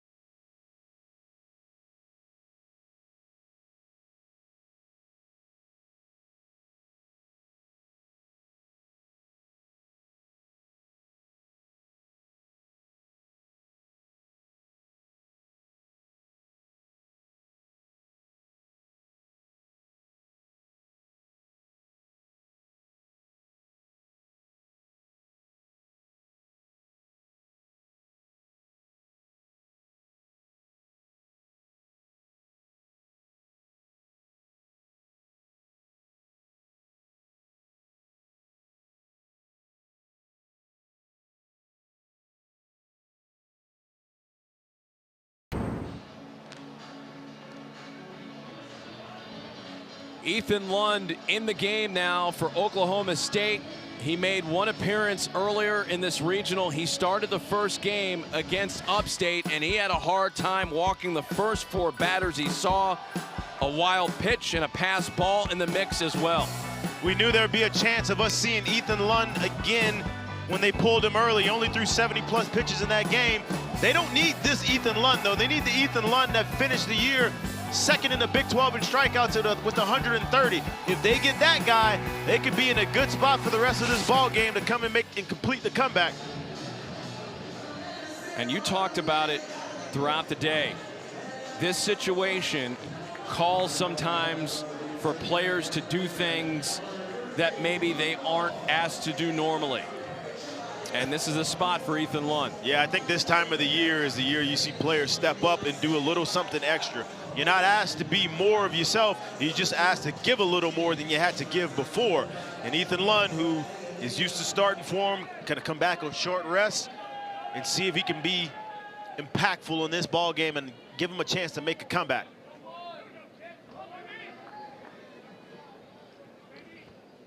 He'll see Luke Vaughn first, and he comes out firing. 0-1. Lund had the kind of start, if it was a video game, you'd hit the reset button on it. Hit the reset button or pull the plug. Yes, yes. He's been better, man. Like that's the thing about you get here. It was unfortunate to see him throw that way. You know he's got a lot better in the tank, and he's already come out throwing strikes, showing you the Ethan Lund we're used to seeing. Luke Vaughn did not go around.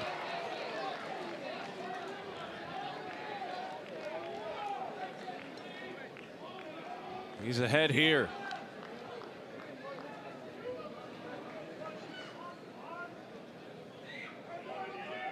And you wonder what kind of confidence this will give Ethan Lund if he can deal with Luke Vaughn easily.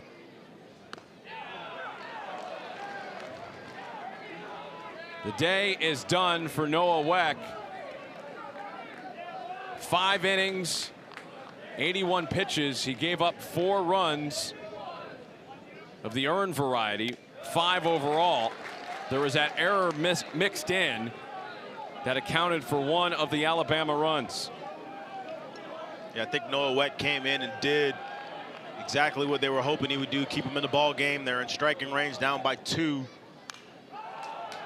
Can't ask for much more for somebody going back-to-back for the first time this year and also throwing the most pitches he's ever thrown on the season as well. Good catch there.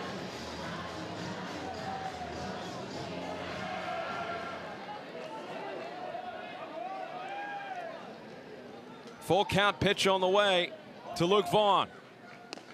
And he strikes out.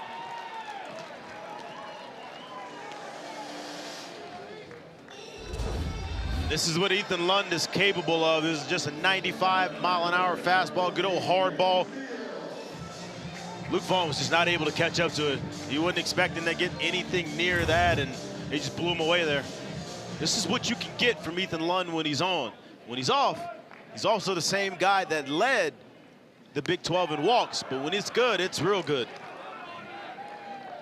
And this is kind of the dynamic here that's so interesting about a game like this. It's do or die for Oklahoma State. If they get to tomorrow, Josh Holliday told us anything is possible in regards to who's available. That's very true. That's how this thing goes at this point. It's all hands on deck to get through the night, and then we'll assess the situation at that point and see who's left. Ethan Lund is rolling right now. He looks like a different guy from Friday. Here he is making quick work. Here's that slider low on that back foot, just darting down. It's got such good bite right there. And it's, when you see a bat from a hitter change planes the way Peyton Steele's bat just changed planes, it shows you how much movement there is on the pitch.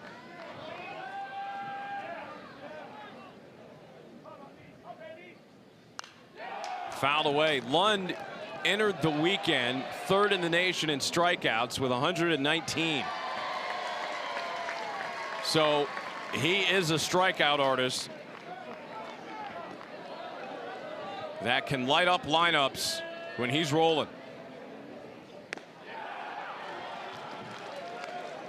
I think this Oklahoma State team would tell you if they're going to go down, they're okay with going down with somebody like Ethan Lund coming back and giving them opportunity. This fastball's playing up to 97 right now, folks. And the Oklahoma State infield thought there was a third strikeout there for Lund. If he's able to get a punch out and get out of the inning here, look for this to ignite the offense. I'm just going to let you know right now.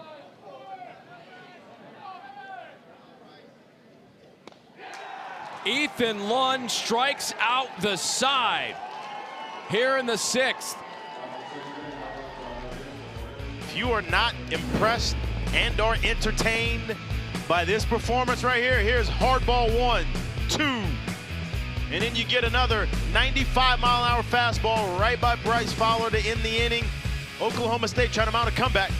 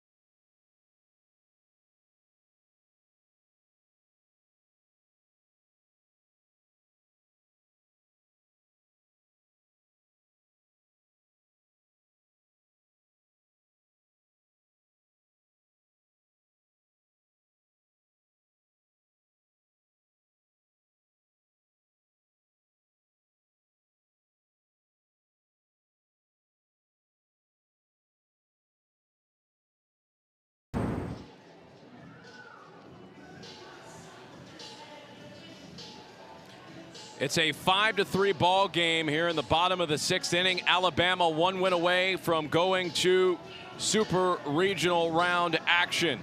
Oklahoma State needing 2 wins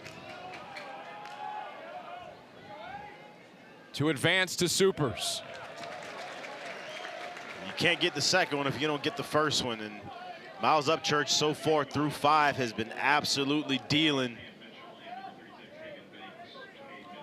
Sam Mitchell and Hagan Banks getting ready in the Alabama bullpen. And that's Alabama telling you they're trying to bring it on home. Hagan Banks leads the team in saves. Sam Mitchell, one of their most trusted arms out of the bullpen. 29 innings on the year, so he's someone else that they love to throw in high leverage late inning spots. There's strike 2 to Avery Ortiz. Last night against Upstate, Alabama basically went Zane Adams to Matthew Heiberger for the balance of the game. And they were able to get out of it with a 7-5 win. Hit out towards right field. This is deep, back to the wall. It's out of here. An opposite field home run for Avery Ortiz. His second homer of today. He had 1 against Upstate, and he's got 1 here tonight. It's a 1-run game again. I don't know if you're seeing a theme here or not, but he did it earlier today. You hang breaking balls to Avery Ortiz, you may not be getting that exact ball back. You may be asking for one from the catcher. You saw him go front side all the way across the street into the parking lot, and here he is tonight going backside with another hanging breaking ball. It's a great swing by Avery Ortiz. Campbell Smithwick swings at the next pitch. And it goes right to Justin LeBron. We've seen this throughout this regional. The Alabama fans who get a home run from the visitor, they're throwing that back on the field. I don't know. I'm not sure he was left-handed the way he threw that ball back in. We'll let it slide, I guess. I am left-handed. That didn't look like a left-hander. It did not. Respect, though. I mean, it is what it is. Everyone's background is different. Leave it alone. Colin Briggeman, who is getting the shift treatment from Alabama and Rob Vaughn.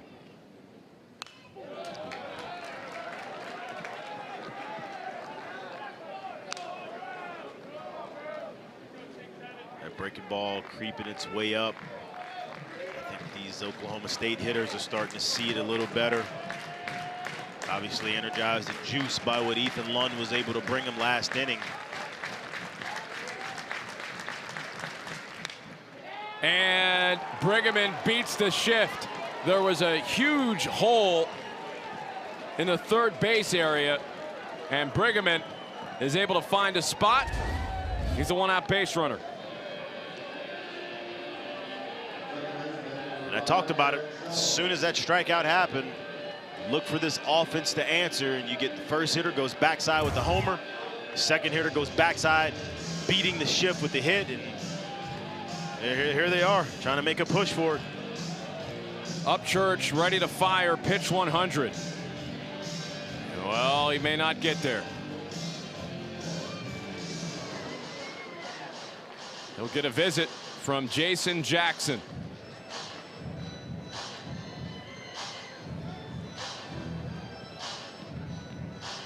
Jason Jackson, a rock for this Alabama baseball program. And he's out to impart some wisdom to Miles Upchurch. This is only the fourth time this year, excuse me, that Miles Upchurch will have touched that 100-pitch mark. I think there's a good possibility that if he doesn't get this out against Alex Conover, who, by the way, has struggled today and in this tournament as well in terms of production, this may be his last hitter.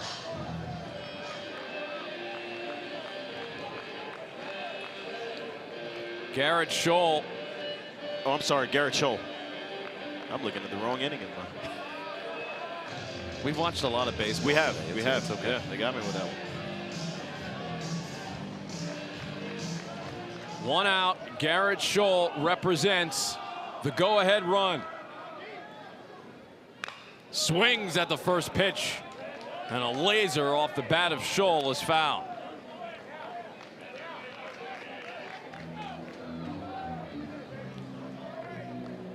Scholl has power. He has 14 home runs on the season.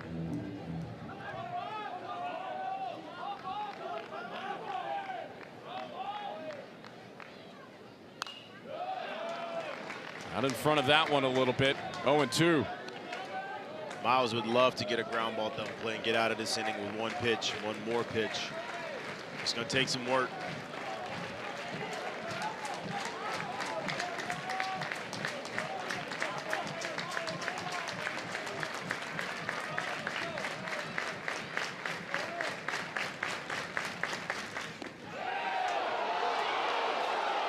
That misses. 1-2.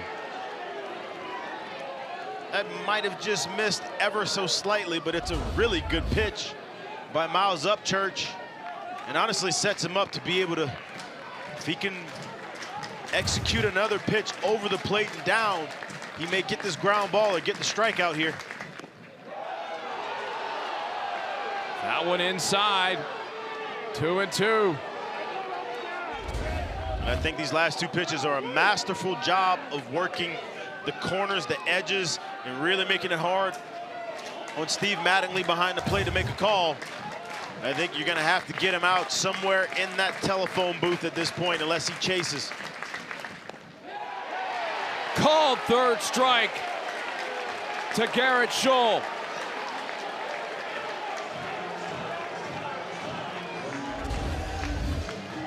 And what a great job And that shows you who he is as a man. You go away, you don't get the call. You try to go in, you don't get the call. Okay, fine. I'll go right over the plate and down. Let's see if you like that one. Gets that call. Garrett Shaw couldn't pull the bat on all three of those, and you couldn't stand there and watch them all. 9th strikeout for Upchurch. This gets away from Brady Neal.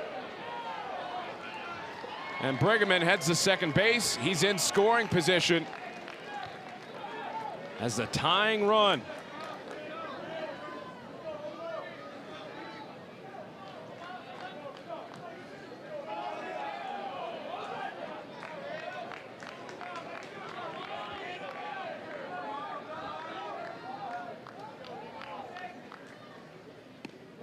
Remo Indomenico, we have seen him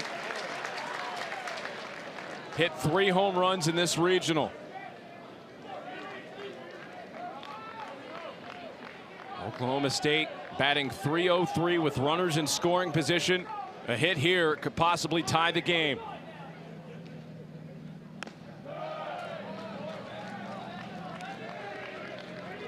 Mouse tries to go with a little cutter there, try to tie him up. Just a little too far inside. He's been living on that changeup, especially when he gets to 2 strikes. Don't be surprised to see him try to do it again here. 2-1. Hit well out towards right field. Back to the track, near the fence, and right there to make the catch is Peyton Steele. Indomenico hit that one 359 feet. And Remo Indomenico made a bid to hit his 4th homer in this regional. And everybody here in Sewell Thomas Stadium held their breath until this was squeezed. Alabama leads to the 7th with the lead still. He knew it.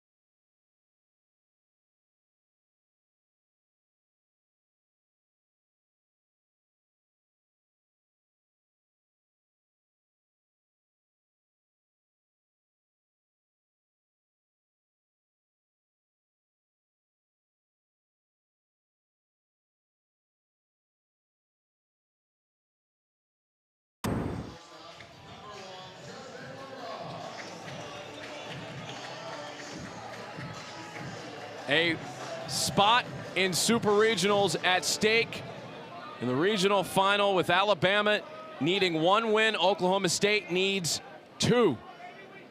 If they win tonight, they'll force a decisive Game 7 in the Tuscaloosa Regional.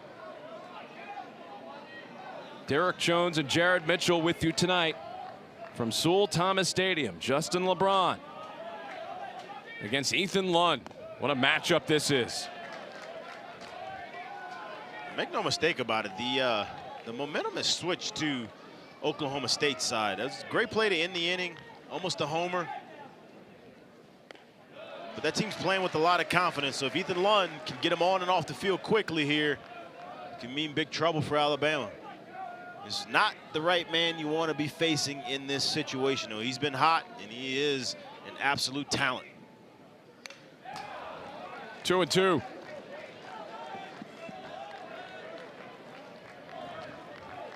LeBron doubled in his last at bat back in the fourth.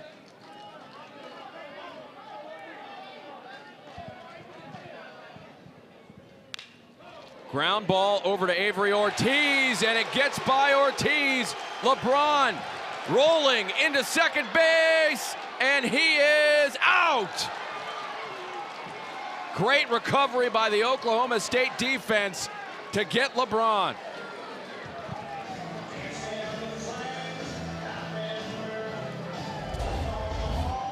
As much as I love the hustle, it's a little over-aggressive here. Realize this ball doesn't carry them far. They're coming in to make the play. It's an easy and short throw. I love the aggressiveness. You're making them make a play, but it also got to be smart in knowing what part of the game we are and where we're at and what it could mean to have a base runner on moving forward. Ground ball over to Scholl, and quickly 2 outs. We'll get a look at the tag here. You see LeBron trying to hook slide away from that tag and eludes it. Just not able to get that foot back, it looks. And that's where the tag is, right on the foot. He can't get it back, and that's where the out is. So it'll be scored an error on Avery Ortiz, and then 7-4. Alex Conover barehanded that ball and then made the throw to second base to cut down LeBron, who had too much momentum as he was sliding, and it was hard to stay on the bag. And another situation where Alabama may have lost a potential run. This is back in the top of the 5th inning after a Jason Torres home run. They put 2 on. John Lim gets tagged out, heading to third base. And then Eric Hines originally was called out as a part of a force-out play, but it's deemed as an illegal slide. It was a double play, and now here, Justin LeBron tagged out at second base. And Alabama potentially giving up opportunities to extend this lead. I would always love way more to be able to rein my team in than to have to tell them to go. I love you being aggressive, but we also have to pick the spots better. And they haven't done that in some of these spots on the base paths today.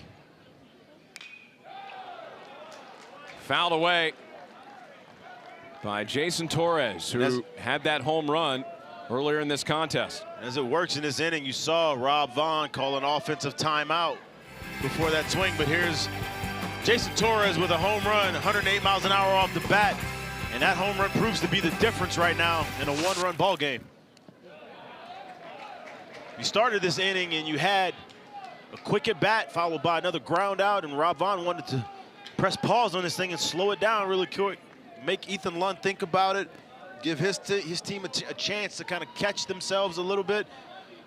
Some high-level baseball going on, and a great atmosphere tonight in the regional finals. Low 2-1.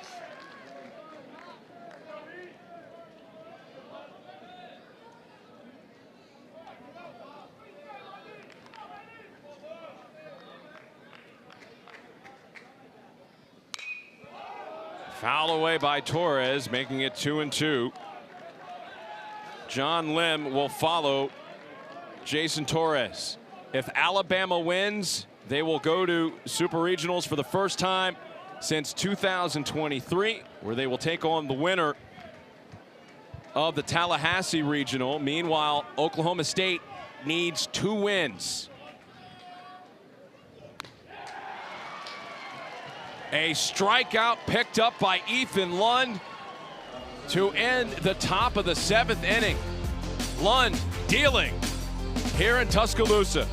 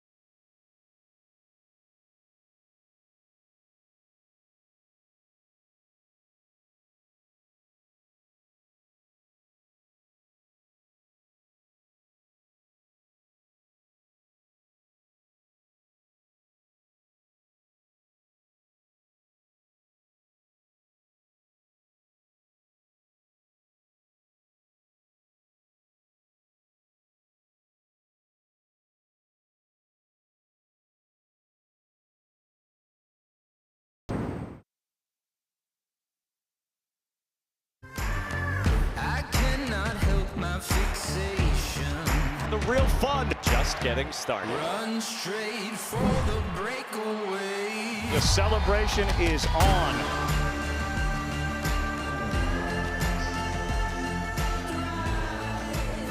Back here at the Joe. The day is done for Miles Upchurch. He went 6 innings through 110 pitches, gave up 4 runs, all of them earned, struck out 9. Good work by the freshman. Did everything you can ask of a freshman in this situation in his first postseason playing. Left the ball game with the lead. Now it's up to the bullpen to keep him right here and the offense to extend it. Ashton Crowther into the contest, making his 17th appearance this season. So they were warming up Mitchell and Banks, but opt for another option. And they're going to go with Ashton Crowther, making his 17th appearance, 2-1 on the year with a 3.19. This is a young man, is 85 to 89-ish with the fastball. He's primarily fastball slider. He will mix in a changeup, but he's a reverse splits guy. Righties are hitting only 212 off of him. Lefties, 286. So he'll be in here to try to get Pomeroy and then turn it over to the top of the lineup and see if he can sit him down in order. If they can get out of this inning unscathed, they're in a great spot in terms of what they have bullpen-wise to get to the finish line here today, especially if they can tack on anything else offensively. It is getting late in Tuscaloosa for the Cowboys. Deacon Pomeroy with a 2-run homer earlier in the game. Can't come up with anything there. There's that slider. He'll throw it a lot against righties and lefties, honestly. He really is just the 2 pitches, and then that changeup is kind of plays as a 3rd pitch for him.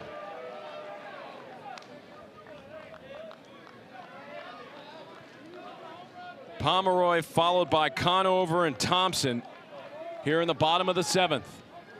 Alabama trying to go back to the Super Regional.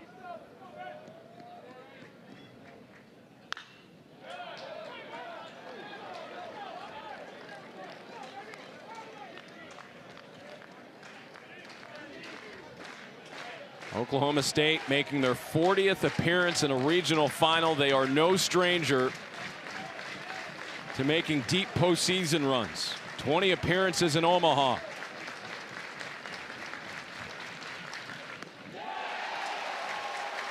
Pomeroy strikes out to open up business in the 7th.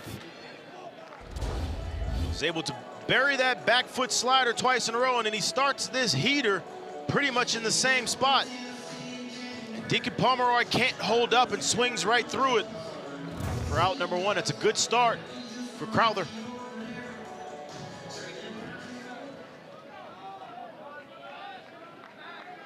Alabama's pitching staff collecting the K's tonight.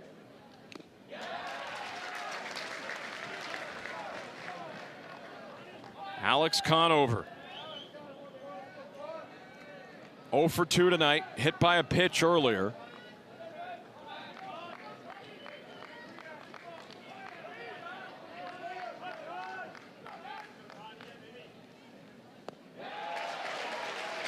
Behind here 0-2.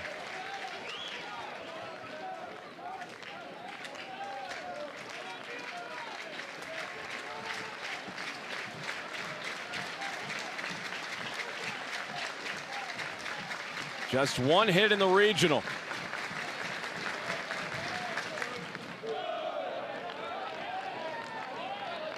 And what they love about Ashton Crowther in this situation is coming in a spot where they need strikes. It's a close ball game. He is such a strike thrower, top 7% in D1 baseball with that first pitch strike, which when you can land that first pitch strike, it puts that hitter on defense and, you know, a tight situation, good atmosphere.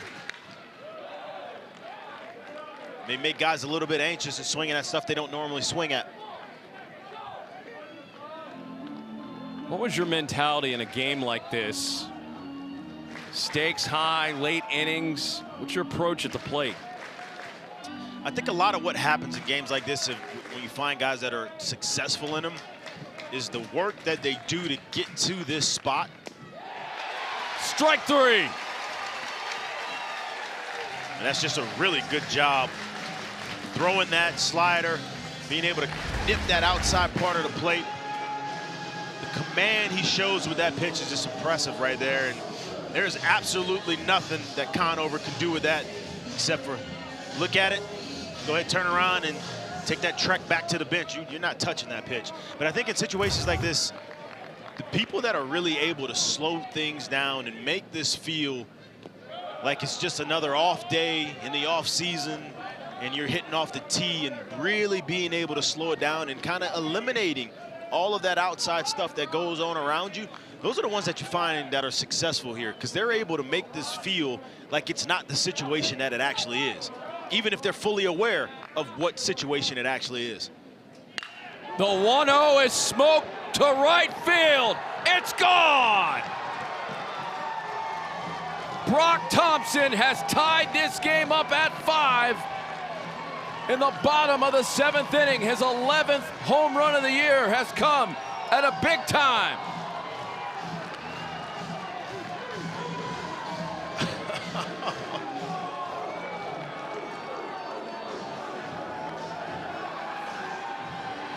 We got a brand new ball game, folks. You hang it, you throw the heater right over the middle of the plate. Brock Thompson hits the absolute back of this baseball and loses one to tie the ball game here in the bottom of the 7th inning. Crowther knew it off the bat. What a great at bat by Brock Thompson, and Oklahoma State has fought their way back into this with guess who in the box. It doesn't get easier.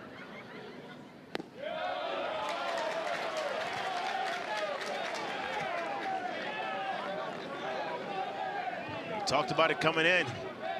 Crowther on the year had been a lot better against right-handed hitters than he had against lefty, and guess who gets him with the homer? It's the lefty.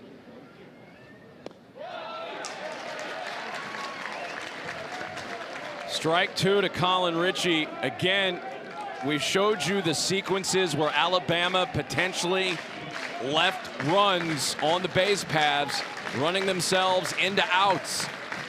And now all of a sudden, it's a tie game.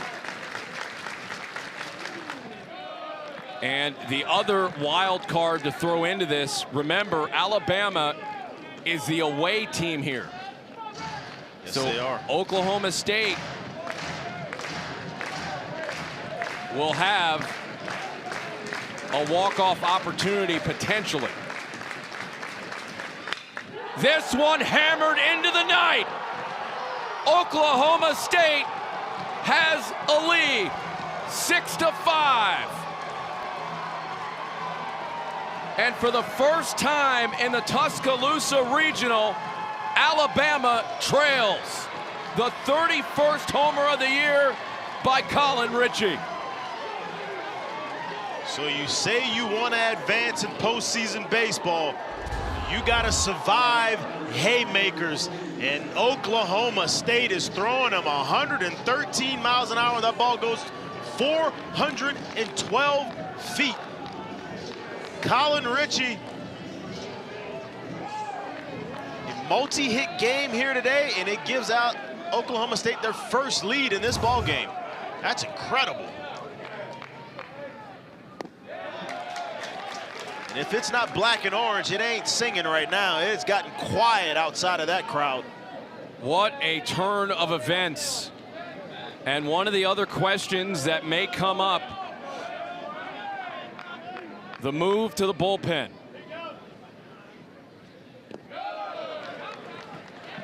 Banks and Mitchell were warming. Neither one came in.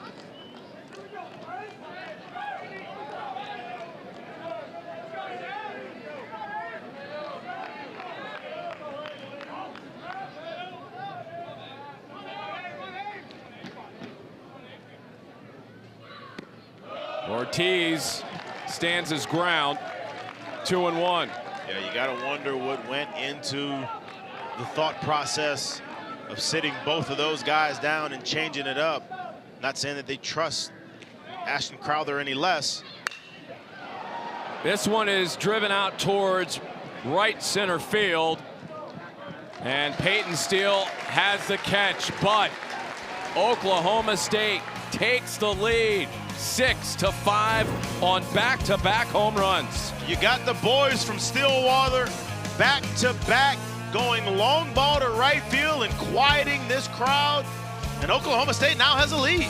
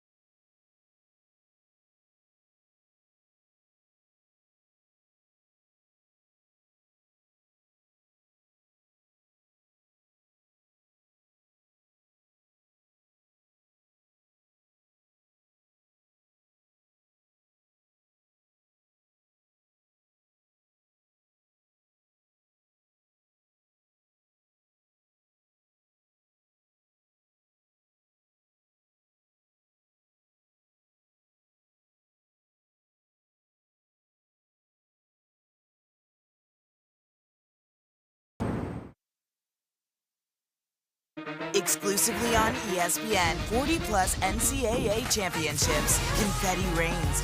Nets are cut. Joy erupts. Hardware is hoisted. History happens here on ESPN, home of NCAA championships. All of a sudden, the energy in this building has changed. Oklahoma State has a lead, and they have Ethan Lund rolling right now on the mound. Ethan Lund so far 2 innings, not a single run, not a single hit, 4 punchies. He's thrown 25 pitches and 17 strikes. This is the Ethan Lund that they expected to open this tournament. When they showed up here, it didn't happen that way, but he's showing up in a big way right now when it counts the most for this Oklahoma State team. He has not really been pushed yet by this Alabama offense.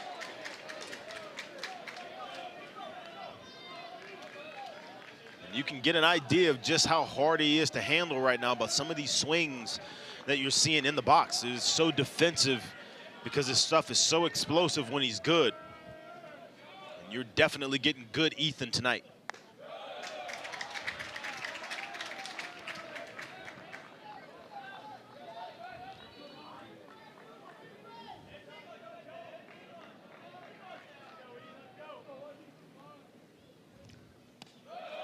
Lund misses high, 2-2.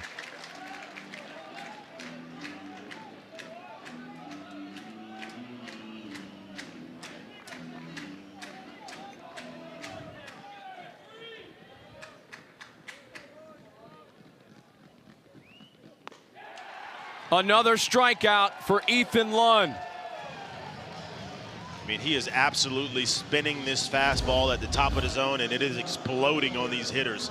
No one's able to catch up to it. No one's able to get up to it. 95 miles an hour right at the top of the zone. Thanks for coming. Take you a seat, maybe a drink of water on the way back in. He's rolling right now. 5 strikeouts out of the bullpen. He's got Eric Hines now, who you have to be careful with. If he runs into one, he can tie this game up. And he drives it deep to left field. Tie game.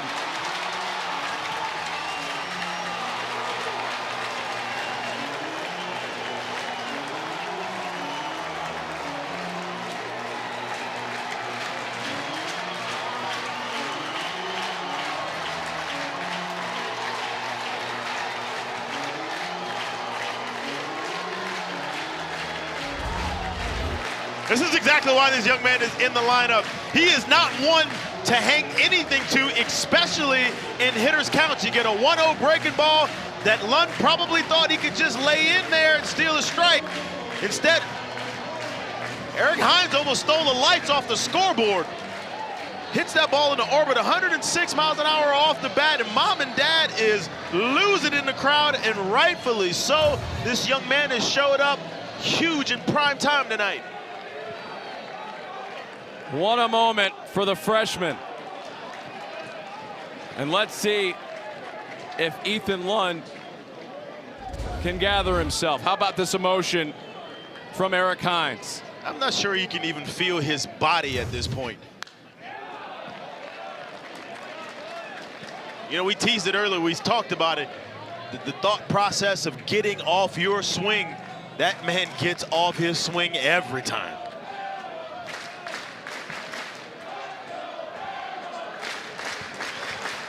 Brennan Holt facing an 0-2 count.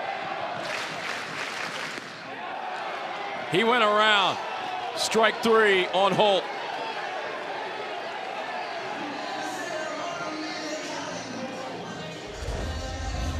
Get another look at it.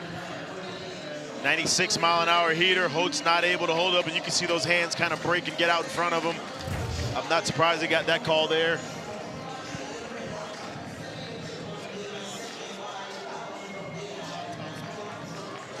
Luke Vaughn at the plate here. And there's a strike.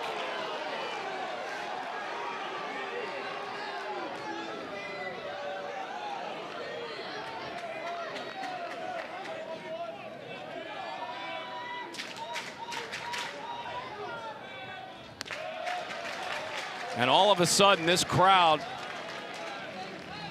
which was extremely quiet after the 2 runs and back-to-back homers by Oklahoma State, they have been reactivated by Eric Hines.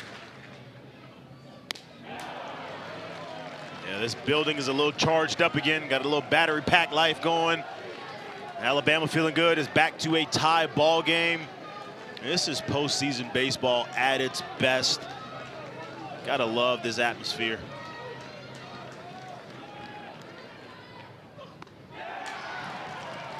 Lund gets Vaughn to end the top of the 8th inning, but Eric Hines puts one out to tie the game. You see the young freshman getting the hanger, and he hit every single bit of the leather, and he knew it as soon as he touched it. We got a tie ball game going into the bottom of the 9th or the 8th.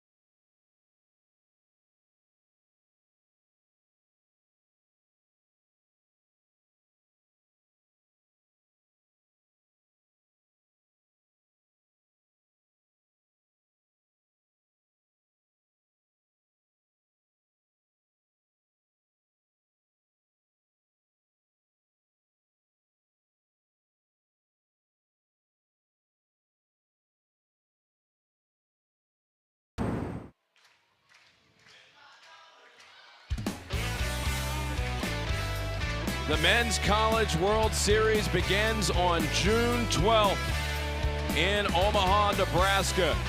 These two teams hoping to be a part of that. For Alabama, they're one win away from Super Regional play. But it's a tie game at 6 after a roller coaster ride in the bottom of the 7th with back-to-back home runs for Oklahoma State. 9th time this season they've done that. Followed up by a solo shot by the freshman Eric Hines for Alabama. Campbell Smithwick leads it off for Oklahoma State. This is a dangerous part of the lineup, so you got to be careful on how you pitch them. 10 homers here. There's strike 2. Jared, you talked about it earlier in the upstate game. It feels like when this offense gets rolling, there's no relief in sight. That's exactly what I'm talking about. You got 10 homers in the box, 17 on deck, and another 14 in the on-deck center. So, ground ball over to Justin LeBron. Makes a throw, 1 out. It's a good play by Justin LeBron. It's a good job by getting that first out of the inning. It's important out to not let that first runner get on and give yourself a chance to move and work with the bases still free. Stepping in will be Colin Brigham. Brigham responsible for one of the 13 home runs that this Oklahoma State team has hit during this regional. They have hit 10 home runs spanning today's games. So you're meaning this 24-hour period? Well, we're not even close to reaching 24 hours. That's how quickly they've done it. Gotta factor in sleep. They did some of that too.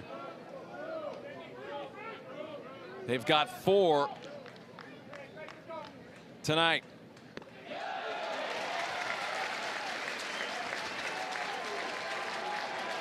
Brigham doesn't like the call. He thinks this is a little bit off the corner. Nonetheless, he's dealing with 0-2. Get a chance to see if Crowther's going to try to expand the zone and see if he can get him to chase, or if he's going to challenge. 0-2 pitch over to Brennan Holt. And the toss to Vaughn, 2 outs.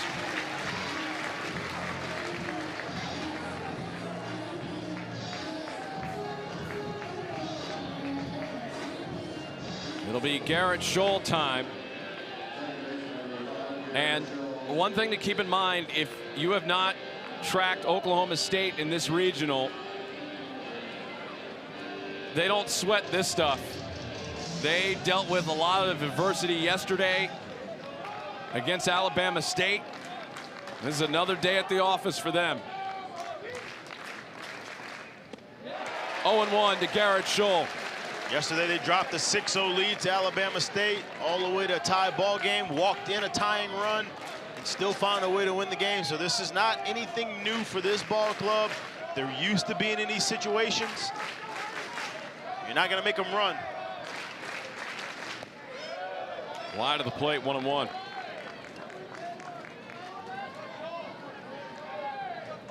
Crowther has thrown first pitch strikes to 6 of 8 batters, but he's given up a couple of home runs in the mix.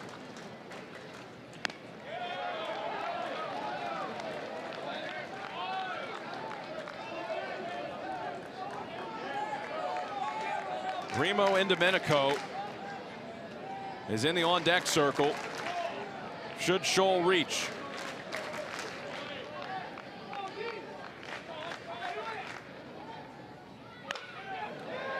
Sent in the air out towards center field. Fowler chasing, and this will fall for a base hit.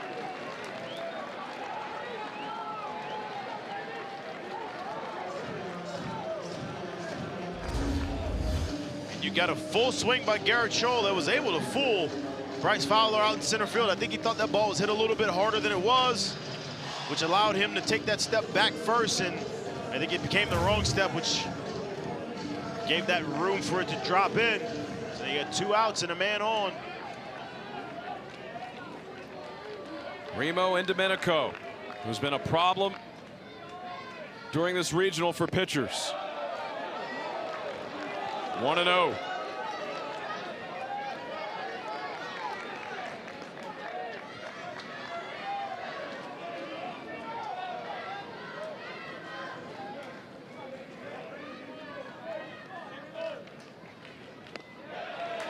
There's a first strike. Crossing the strike zone, 1 ball and 1 strike on the bender.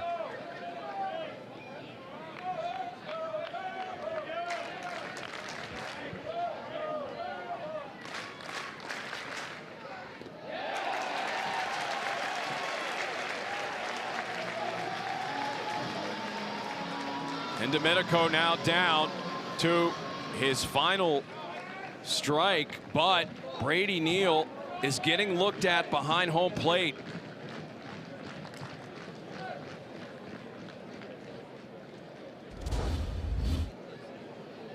Get another look at it.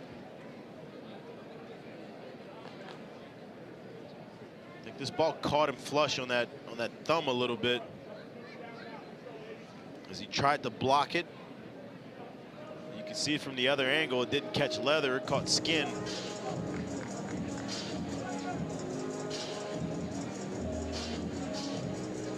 You hope he's okay. You hope it caught more meat than it did bone.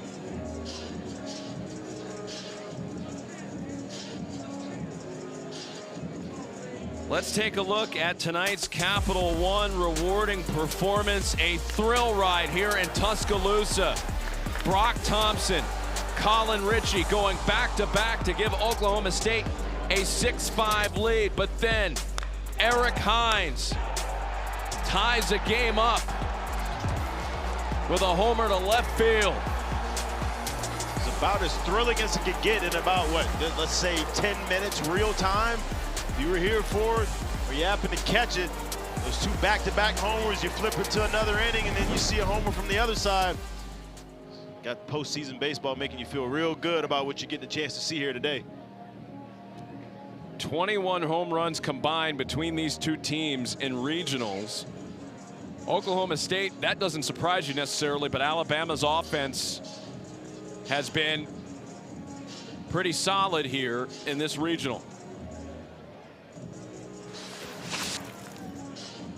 Here's how we got here. Alabama undefeated so far in regional play. Oklahoma State losing their first game to Upstate, surviving a test against Alabama State in extras, and then the Cowboys demolishing Upstate in the elimination game earlier today to reach the regional final. If Oklahoma State wins this game, there will be a decisive winner-take-all Game 7 tomorrow.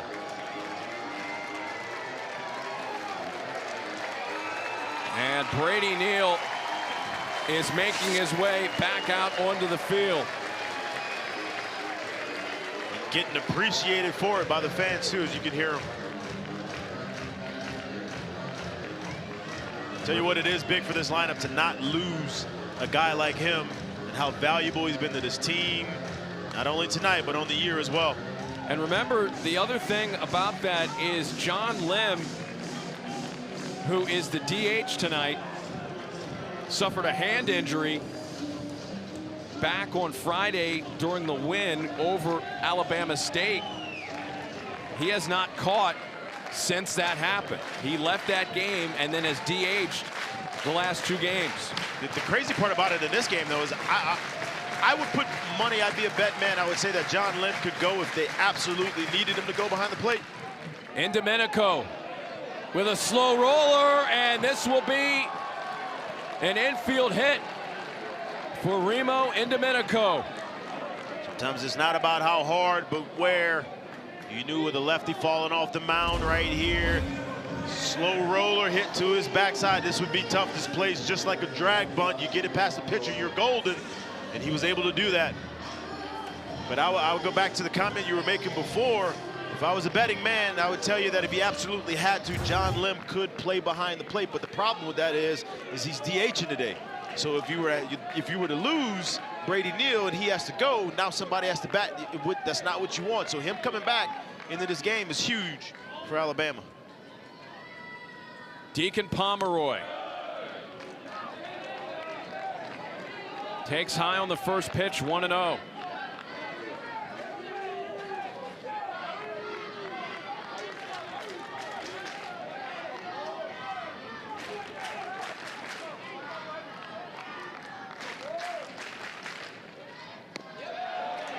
There's strike one. Alabama led at 1 point, 4-0.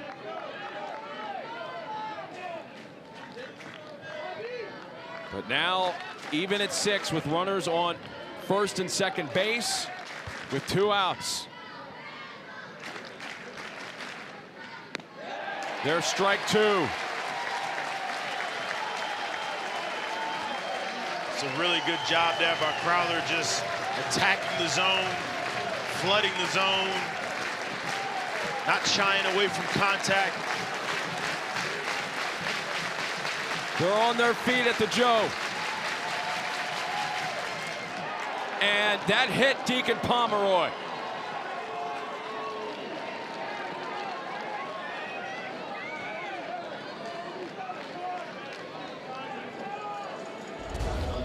It was so good up until this moment. You just yank the slider, trying to do a little too much. And you hit Deacon Pomeroy on that front foot. You really want to be, if you want to call it aiming towards that back foot on this slider. And Pomeroy is going to get looked at, and Josh Holliday is going to pinch run for him. He'll put Ezra Essex into the game, and here comes Jason Jackson to the mound.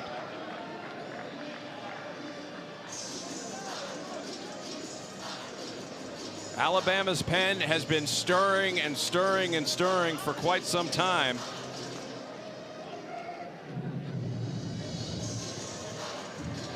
Two outs here in the bottom of the 8th now with the bases loaded. Crowther up to 39 pitches. You might hear this place erupt if Crowther is able to get out of this inning with this next hitter. It will be Alex Conover.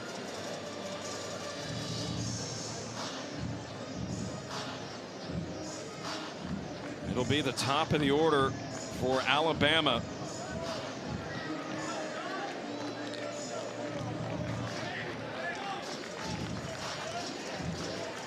And Conover, just 1 hit in this regional. He entered play this weekend hitting .383. And now an opportunity to put his team out in front.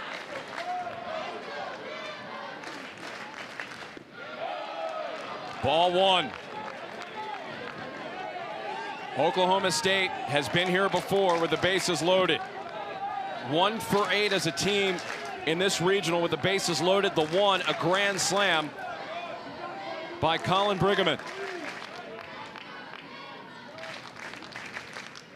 1-0, strike 1. It's a very good job of making a pitch by Crowther, not just hanging it in the zone. See, Conover didn't like it. It was right at the bottom. He gets the call and evens up the count.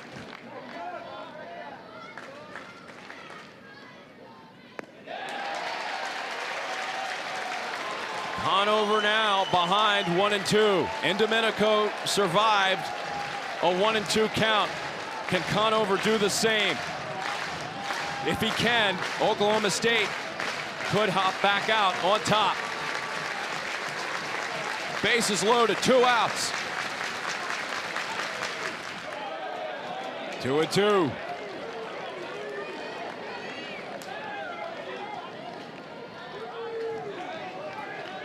Joe was into this one, huh?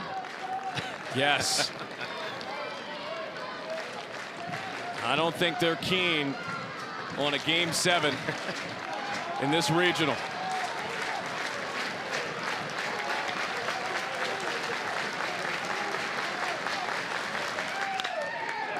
Ground ball over to Holt. Fields it, throws it, inning over.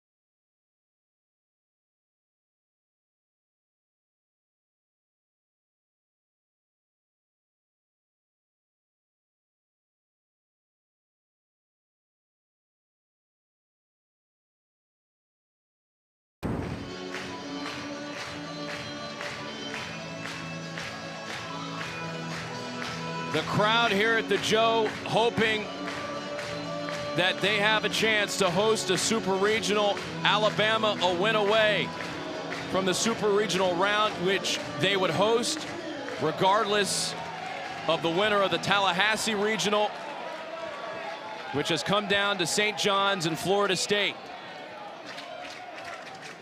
Oklahoma State has different ideas. Peyton Steele, followed by the top of the order, Bryce Fowler and Justin LeBron. Again, remember, Alabama is the away team here in this spot.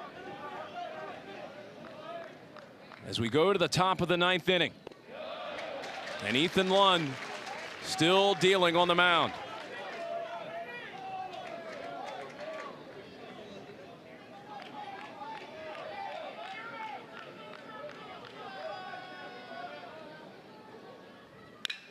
Ripped and caught. What a catch by Avery Ortiz.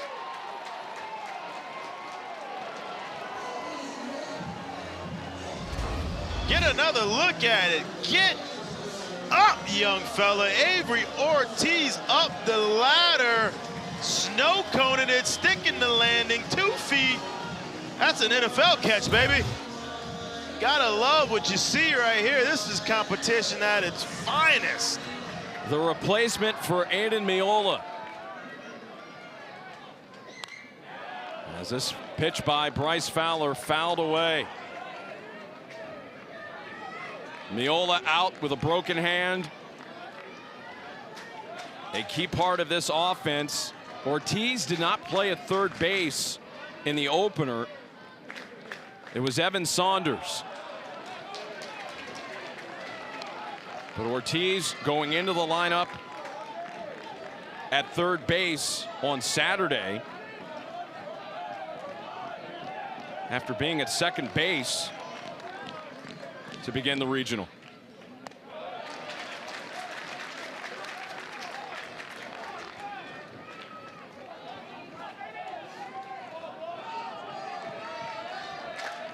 Lund near the 50 pitch mark. Out towards Conover and left. 2 down. This has been 2 barrels that has just been absolutely unfortunate for Alabama in the top of the 9th. Line drive to third base. Get an incredible play. And a line drive right to Conover in left field. Now you have 2 outs and nobody on.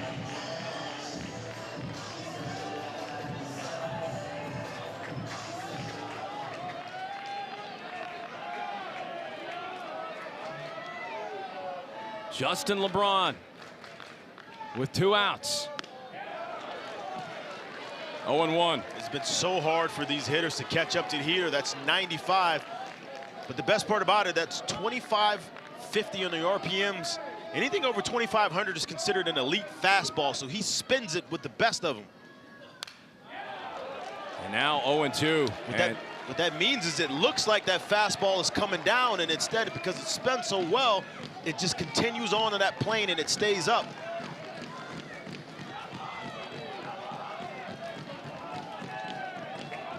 LeBron on the ropes here, facing an 0-2 count with 2 outs in the top of the 9th. High fly ball to left field. May have gotten under it. And it's caught by Alex Conover, and now we go to the bottom of the 9th inning. Emotions high here in Tuscaloosa.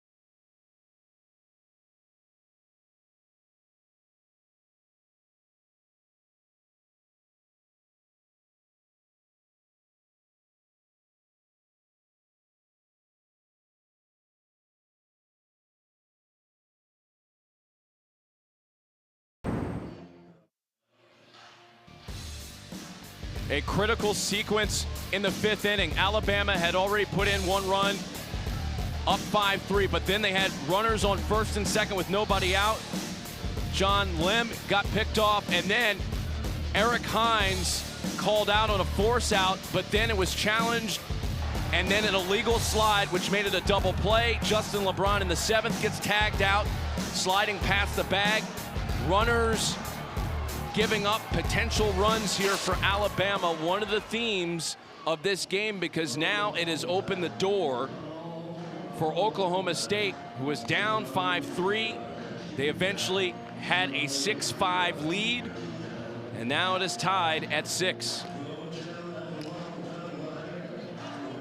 And here is Hagan Banks, the senior out of Plainville, Georgia, in to help out this Alabama bullpen.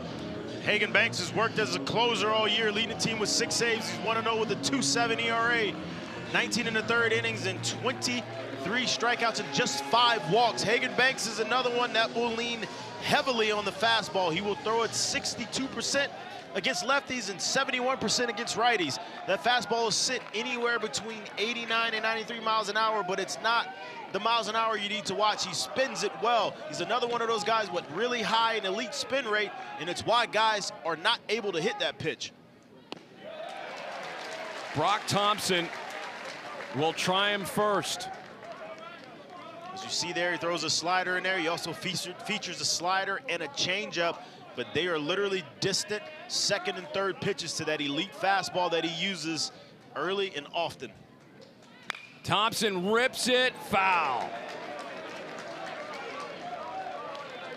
The last time Brock Thompson was up, he tied the game at 5. Got a heater that he liked. He went deep balls to right field, and that tied the ball game at that point in the game.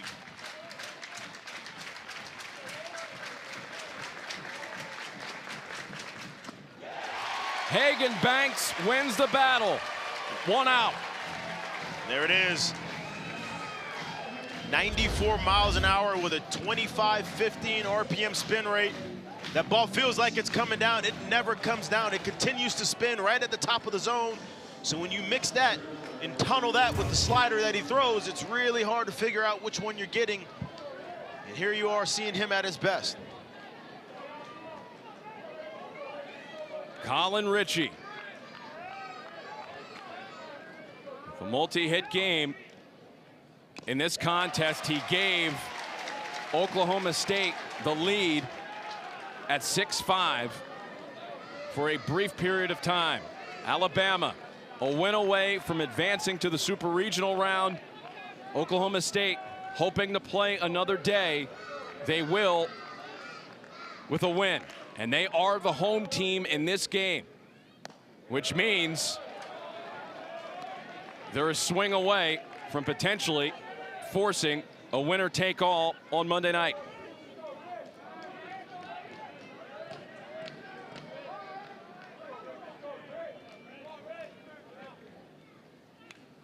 And Ritchie fouls that one away. Ritchie had the game winner on Saturday against Alabama State. He hit this one to put Oklahoma State out in front, 6-5. You hit 31 of them on the season, you're bound to have a lot of them end up being big homers, and he showed up here in big moments in this regional. It hasn't been what we expected exactly from him, but he hasn't been quiet either. Fouled away.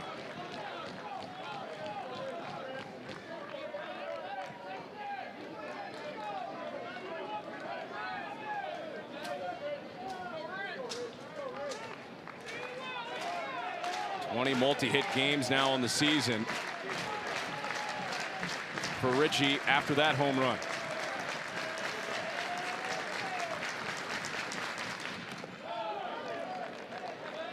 Inside, 2-2.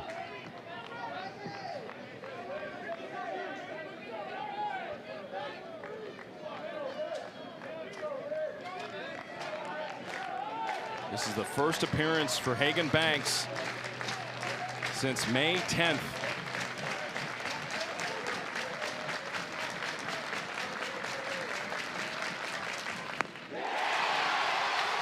Colin Ritchie strikes out.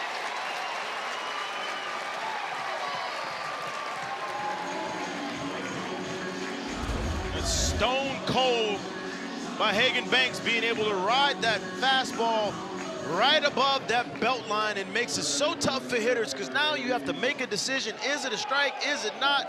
You swing, you never can get up and elevate to it, and he throws it right by you. Avery Ortiz in now. He has one of the home runs tonight for Oklahoma State.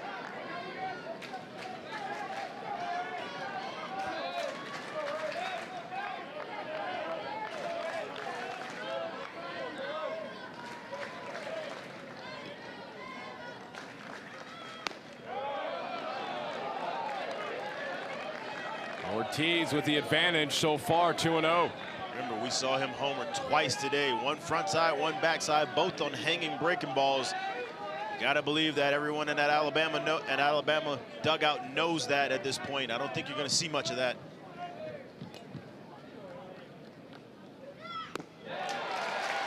First strike to Ortiz.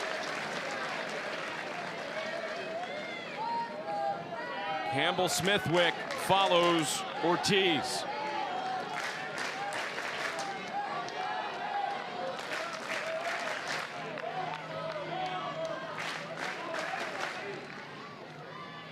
Two-one, breaking ball, put in the left field. That's a base hit.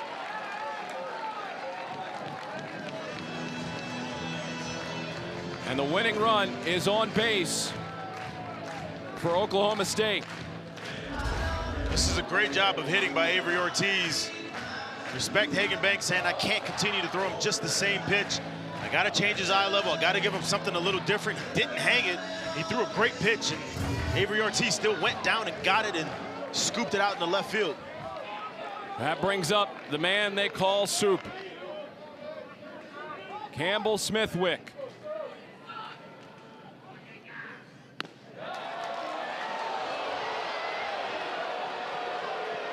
Ball one.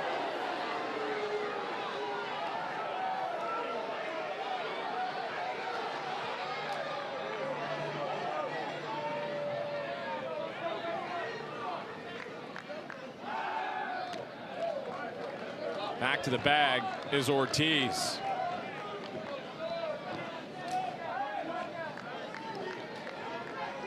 To say the patience of the fans has worn thin, the umpiring is an understatement.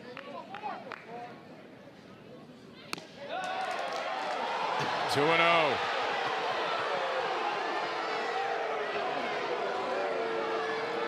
At this point, if it gets caught by the catcher, I think it's going to get a boo at this point.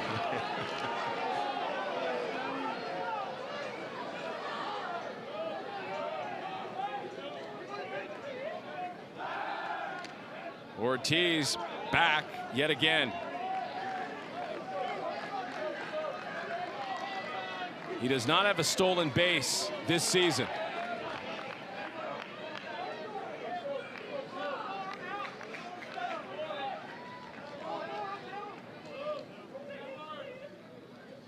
Two 0, there's a strike.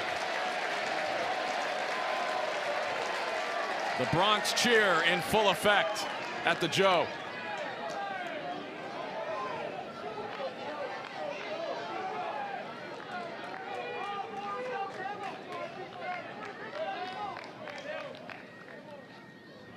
Two 1 in the left field, another hit.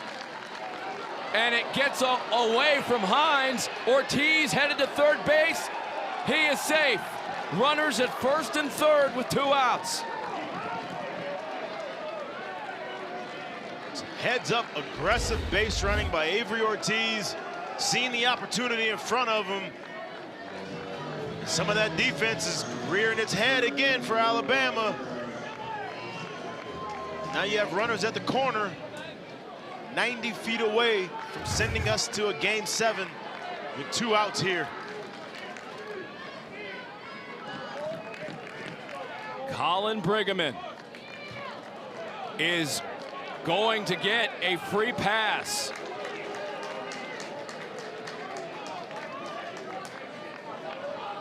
That will load the bases. What do you think about that? I don't mind it at all. The runner's already at third. What you're doing is bringing up an opportunity for you to get a force at any bag. There's 2 outs.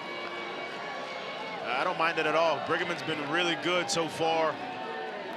And honestly, with the amount of power and what he possesses, it brings you a lot of problems. I don't mind it. The problem has always been with this lineup, though, is they're so deep, you know? No You got it at any spot. Jason Jackson heading to the mound. And this has been the kryptonite of the Oklahoma State offense thus far in regional play. The bases loaded. They're 1 for 9 with the bases loaded. The only hit, the grand slam by Colin Briggeman against Alabama State yesterday.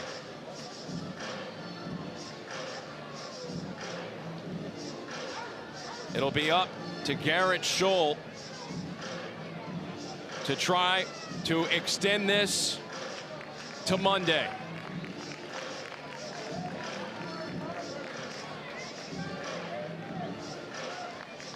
We saw a lot of high wire acts yesterday during the Oklahoma State-Alabama State game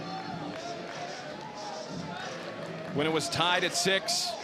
A similar scenario about to unfold here. We've gotten a chance to see this Oklahoma State team perform in these high-packed pressure situations. Here's Alabama's chance.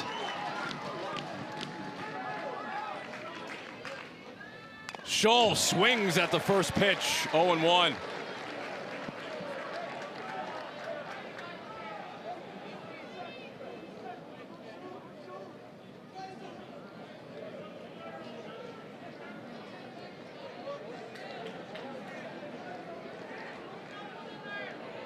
Now the home plate umpire, Steve Mattingly, gathering himself.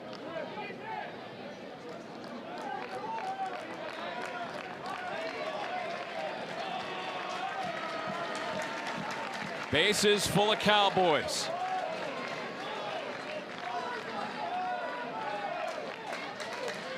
Bottom 9, 6-all game.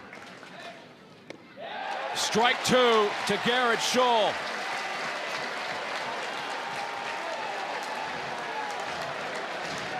They rise at the Joe.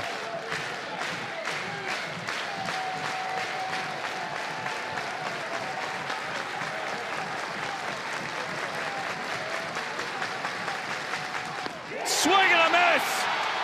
Banks strikes out Scholl to end the 9th. We go to extras on the 14th strikeout by the Alabama pitching staff.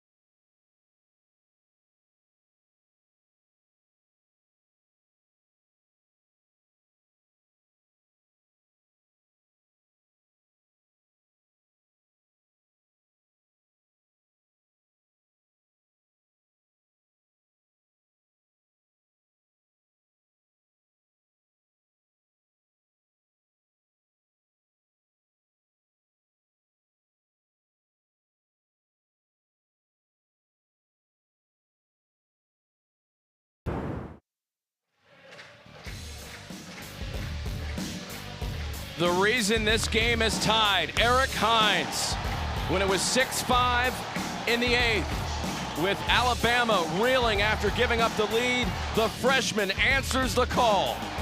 You give up 2, you bring out the freshman and gets your swing off, young fella. Hits one off the scoreboard to tie it up, and we still sit here with the same score going into the top of the 10th inning.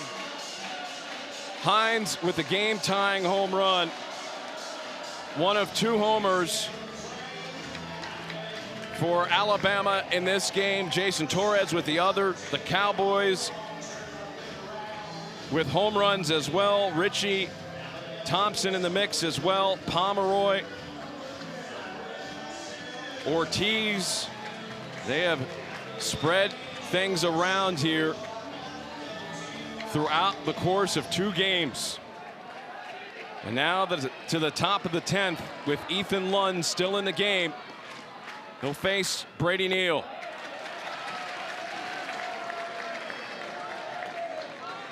This is Ethan Lund working into the 5th inning in relief.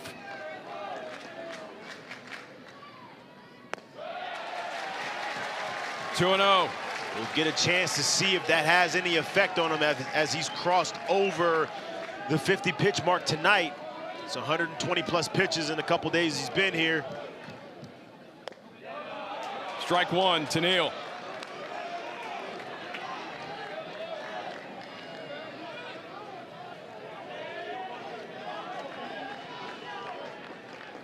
Neal, Torres, and Lim.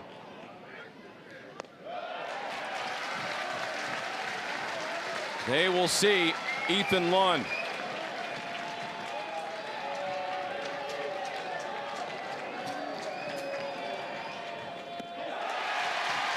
A leadoff walk drawn by Brady Neal to open up the 10th.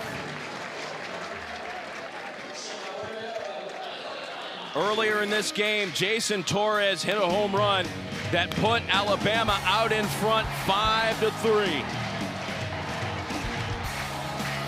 Got a chance to see Torres insert himself into the game. Can he do it again with a huge at-bat in the top of the 10th?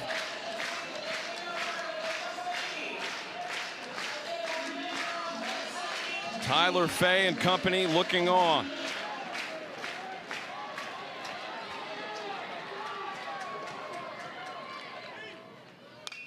Fouled away. There is action in Oklahoma State's bullpen. Mario Pesca.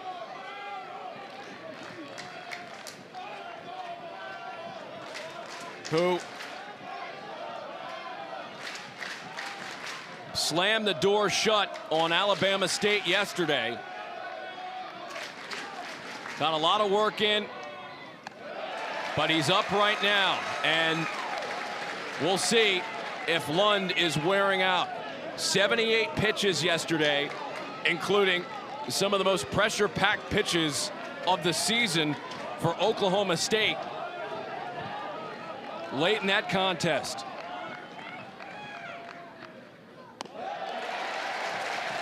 You gotta love postseason baseball, huh? It's the best. Didn't think you would see Ethan Lund today. You're getting him for 50 plus. Didn't think you would see Mario Pesca again. 70 plus pitches, he's already up in the pen.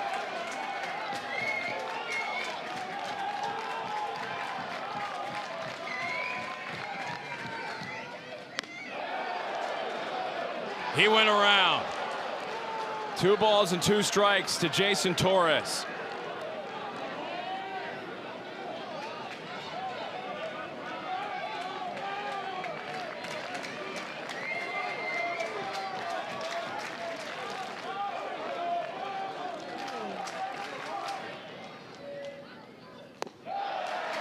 There's ball 3. Full count coming up. It's a good job by Torres being able to spit on that pitch down and not buy into the strike zone that's been called down there. Now you hear the joke come alive.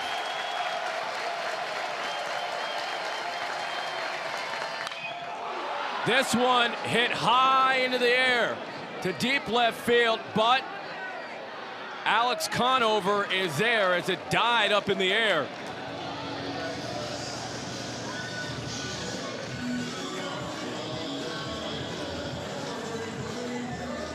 John Lim has been a problem for Oklahoma State today. He's already got 2 RBI knocks on the day. A 3rd one would make him a king down here in this tie ball game in extra innings. The Australian flags being featured out in right field for John Lim, who swings at the first pitch, gives it a ride out to center, but Colin Ritchie is there. 2 outs.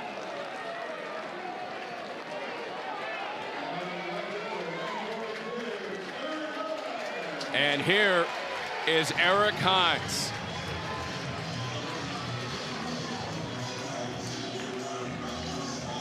And we will get a mound meeting. Ethan Lund hung one. The last time he saw Eric Hines, and now we'll see Mario Pesca.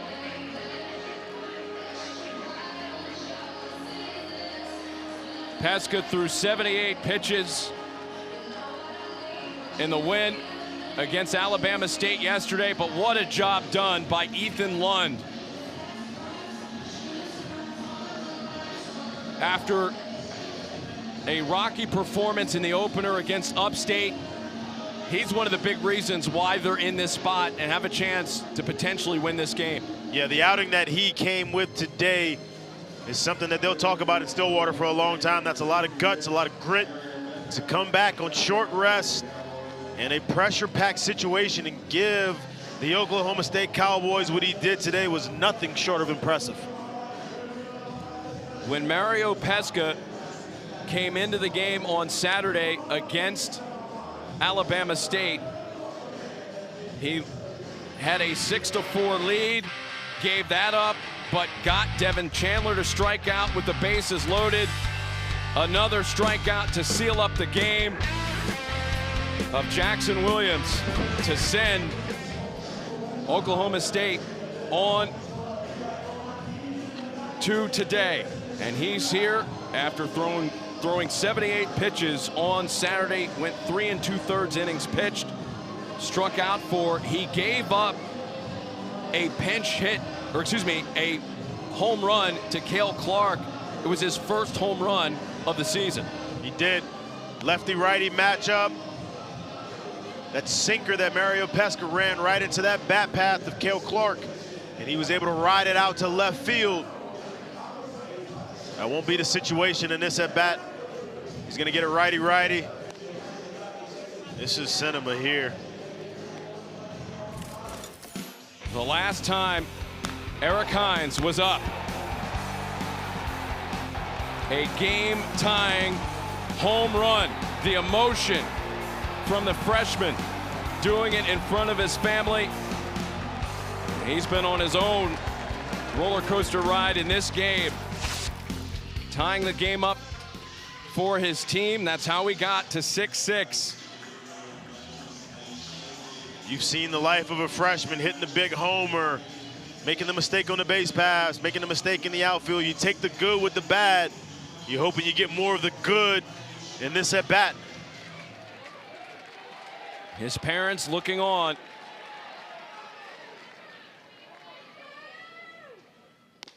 And Pesca catches Hines off guard, 0-1. Good slider right out of the gate from Pesca. Perfectly placed on that outside corner.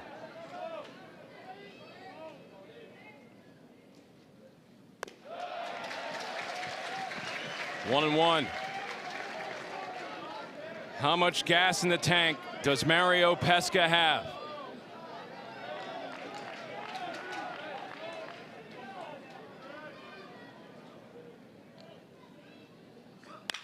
Ground ball into right field. Another hit for Eric Hines. When I tell you this kid hits every single thing that he runs into hard, that's 110 mile an hour ground ball hit the opposite way to get through the infield. He threw him 2 straight sliders, tried to come in with the sinker on his hands, couldn't get it in enough. And a nice strong swing. You got 2 runners on with another hit for Eric Hines. Mom is loving it. It's the 5th hit for Eric Hines in this regional. 2 on for Brennan Holt. 2 outs. 0-1.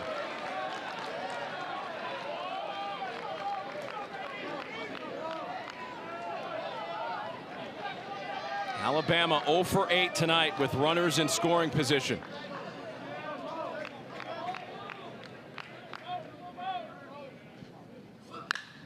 This one driven out towards right field. Indomenico back, heading towards the track, but just short of it, making the catch for the out.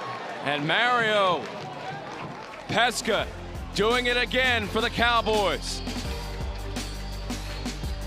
6-all as we go to the bottom of the 10th.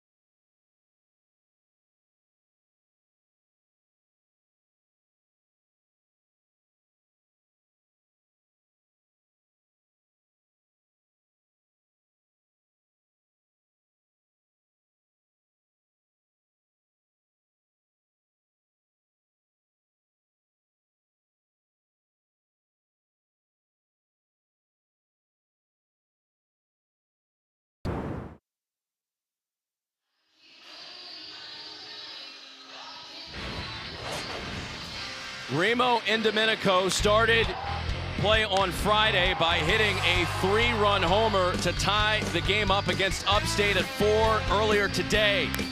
Not 1, but 2 home runs, including another 3-run shot.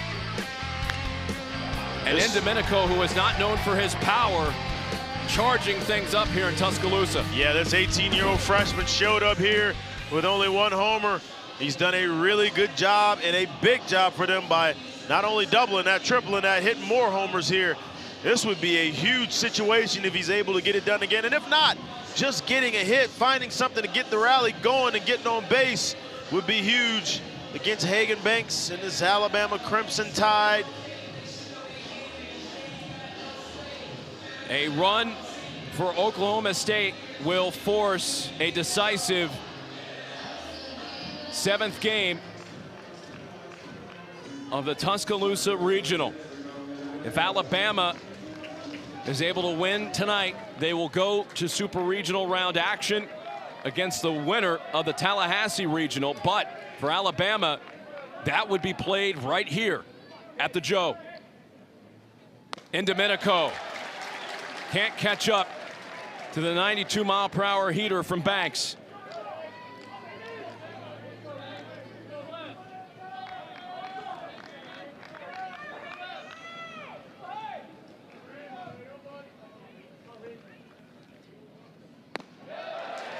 Quickly, 2 strikes. And Domenico had an infield single last time up. 1 for 3.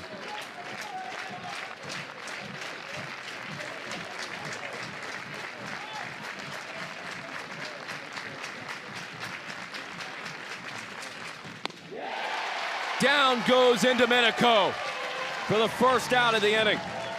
That is such a surgical job done by Hagan Banks. He goes up the ladder, then he hits him with the heater down, and to finish it off, I'm right back on the top floor, and you can't catch up to him. Ezra Essex pinch ran for Deacon Pomeroy earlier in this game, and now he's hitting in his spot in the 9-hole.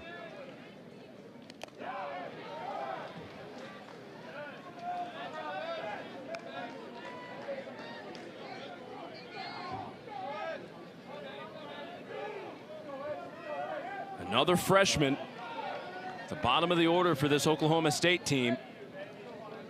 And we've already seen some contribute in this regional for the Cowboys. You could tell Josh Holliday took a lot of pride in that. And we talked to him about it earlier today.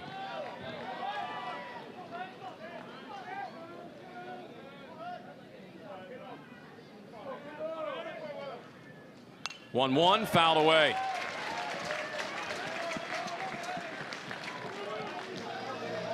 Hagan Banks is so good at finding wherever your belt is. It doesn't matter if you're 5'8" or 6'8", and he knows how to place that fastball right on it and make it really tough for you to either swing at it to get a good bat on it or take it and it'd be a ball. 1-2 low. And that evens up the count at 2 balls and 2 strikes.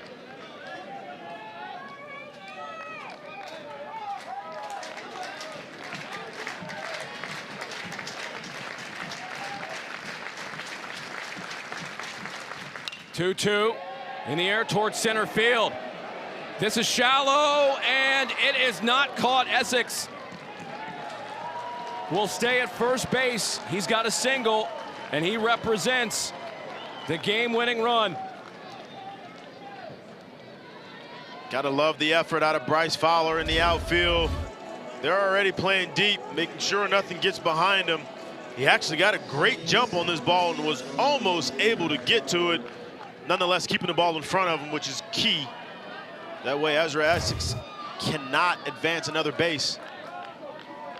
Alex Conover, the leadoff man, at the plate. Essex back to the bag. And Essex can scoot.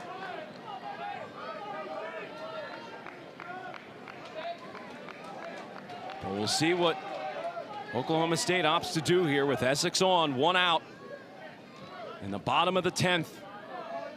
A tie ball game. That's 6 for 6 already on the year, has not been caught.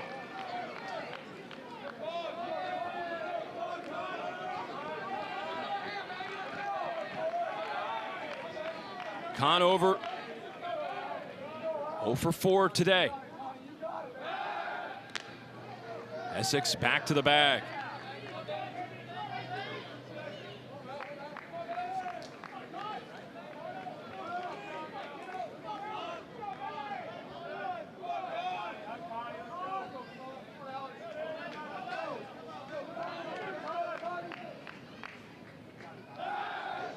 Essex back again.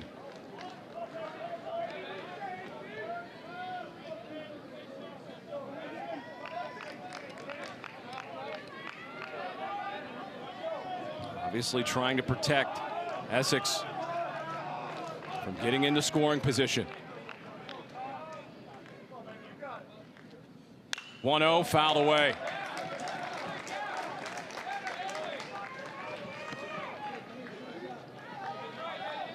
Such a good job by picking over so many times in a row, and still you finally decide to deliver a pitch, being able to throw a quality strike and get a strike on a foul ball. It's such a really good job of pitching.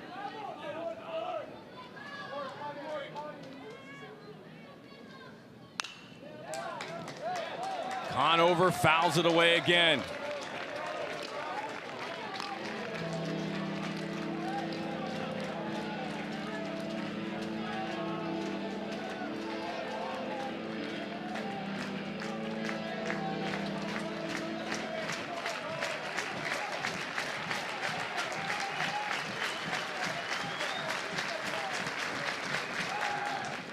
Another throw to the bag.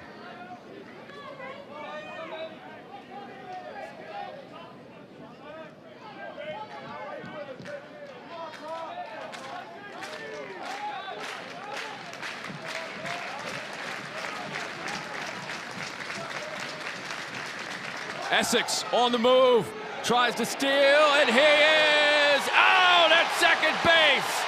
What a throw by Brady Neal.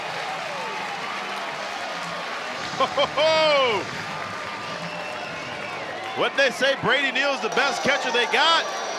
Brady Neal lets go of this ball and looks directly into his dugout. Call at second. Under review.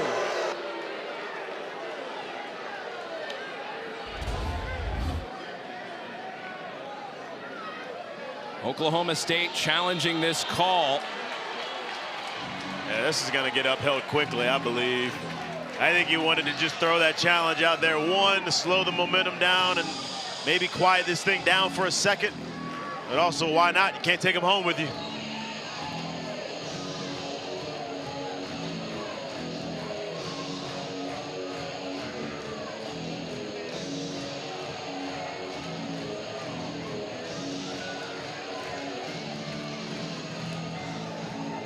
They continue to look.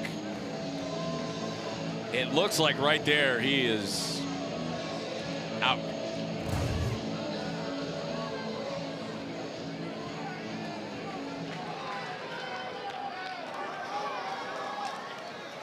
The call out is confirmed. Oklahoma has one remaining left.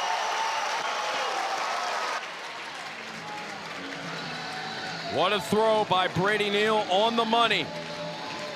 Brady Neal took a look into that dugout, his own dugout, to let him know, yeah, I'm that guy behind the play. Yeah, I made that play. Incredible throw. Now you got 2 outs, nobody on.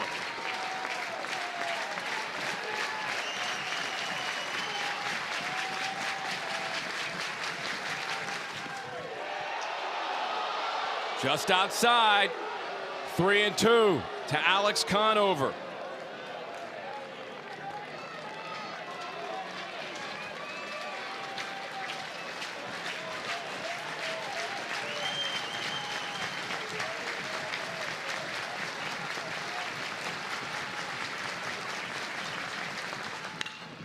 Hit towards center field.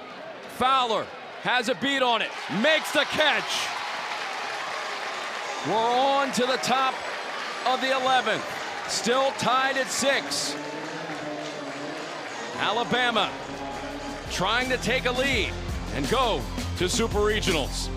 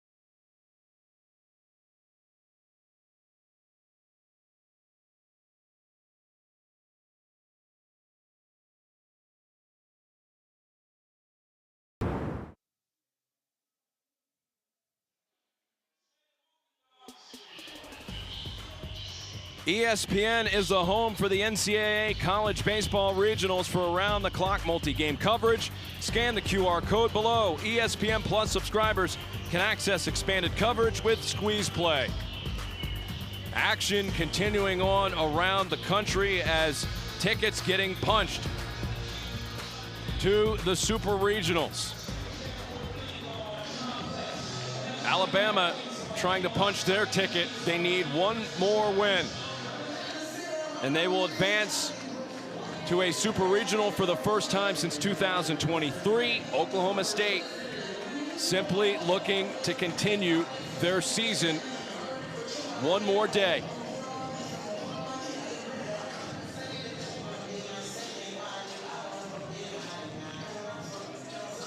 The winner of this regional will get the winner of the Tallahassee Regional as St. John's and Florida State go at it.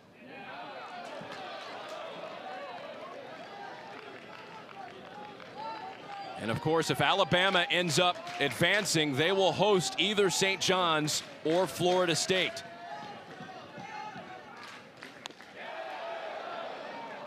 Luke Vaughn did not go around 1-1.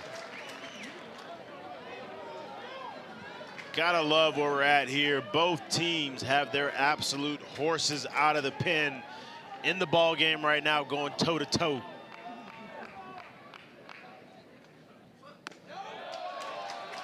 That one missing. 2-1. This could be a critical inning for Alabama because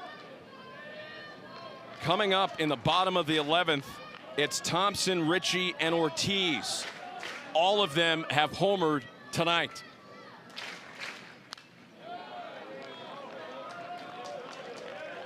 Gotta agree with you there. This isn't exactly a team that you can hold down so easily, multiple innings at a time. And then when you got guys that have already done it, continuing to get more and more shots, it could be dangerous.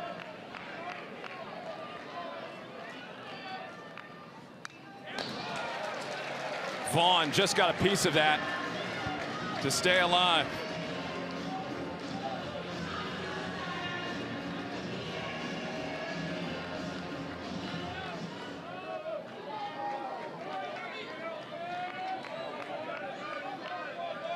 You wonder how far Josh Holliday is willing to go with Mario Pesca here. That is smoked, but foul. And someone's car is in deep trouble. It was a very long strike.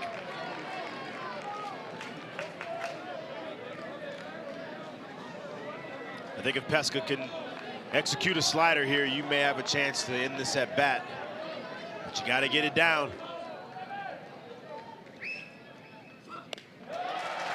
Full count on the way.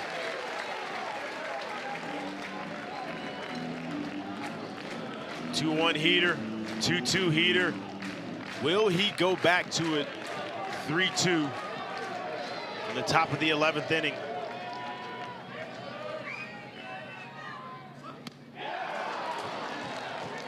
Pesca gets Vaughn to start up the 11th.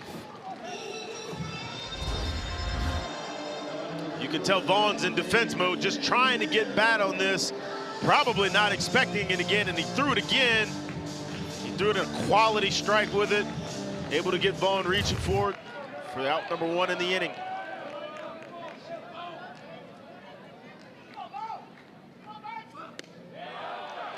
Strike one to Peyton Steele. Bryce Fowler in the top of the order follows for the Crimson Tide.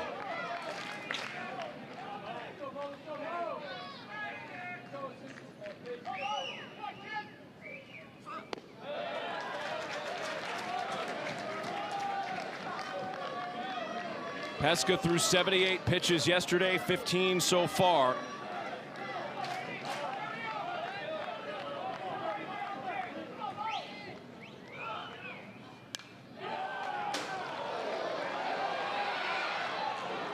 And now it's a 1-2 count to Peyton Steele. I'll tell you what, Pesca looks good here, coming back. Short rest again. You know, the season's on the line. It ain't just I'm giving you a little bit of what I got. He is showing up as if he is fully rested, throwing BBs up there.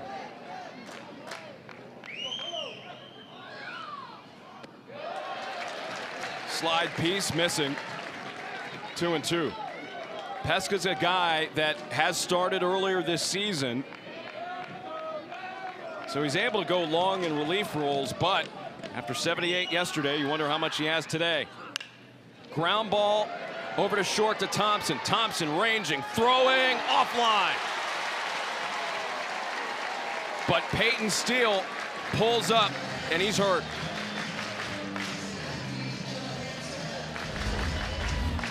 You can see Steele telling him to go back to the dugout. He's all right. It's a tough play. You got to even get around it and be able to make this throw with your body weight falling away from the bag. He isn't able to put it on the money, and Peyton Steele beats it out. You can see him come up, grabbing that quad a little bit. It's a hot night, a long night. It's been a long season. But he doesn't want to go anywhere.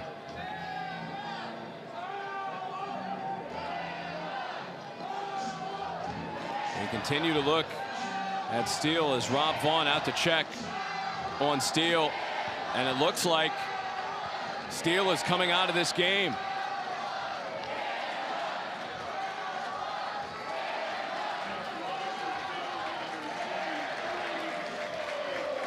It'll be Chase Kroberger in the game now.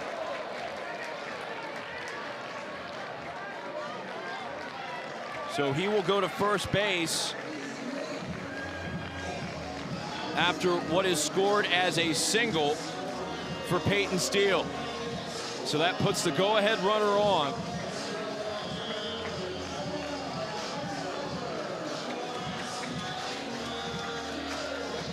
And it sets it up for the top of the order.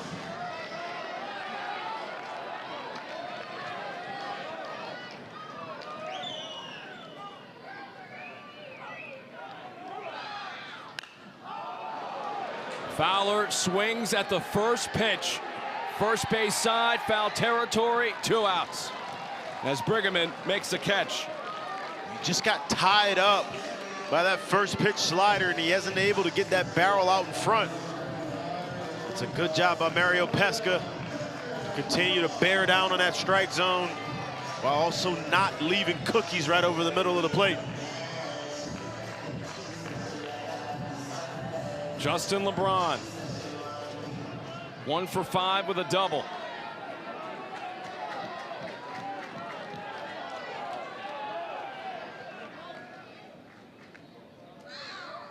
First pitch, fastball away, 1-0. Kroberger 2 for 2 on the season in the stolen base department.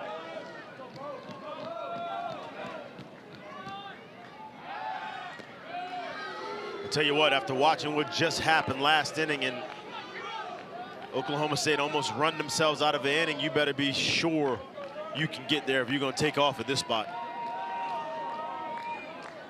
Spot on. 1-1 now.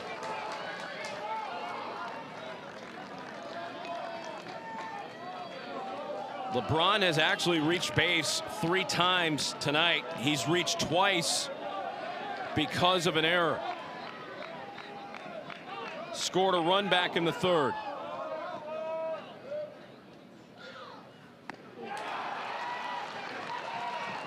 And now Justin LeBron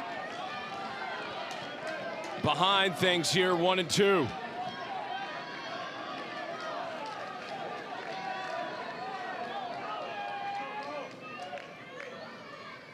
One-two, ground ball, going to be a tough play. Thompson throws, and LeBron beats it down the line. First and second base for Alabama. I'm not exactly sure you ever even had a chance of getting him here. Once you knew you didn't have the play at second, I thought all the way Justin LeBron's speed would be able to beat this out, and it wasn't even close. And now you bring up the man who has been so clutch for this team with runners in scoring position, so clutch with runners on, Mr. Brady Neal, who's made a new name for himself at Alabama.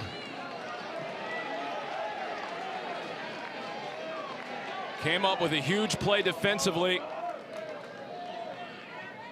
in the last inning. 0-1. Brady tried to scoop him right there. Hitting .337 on the season with men on.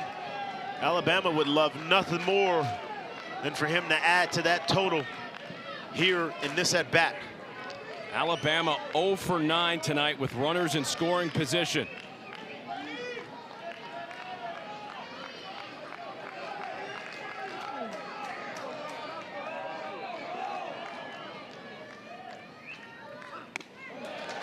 Inside.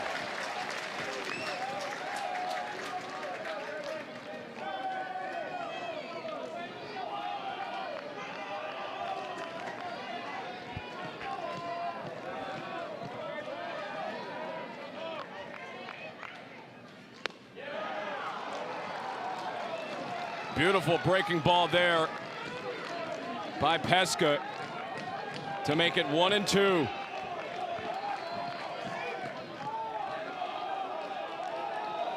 Brady Neal, the LSU transfer, facing a 1-2 count. Slugs into right field and deep, back and gone!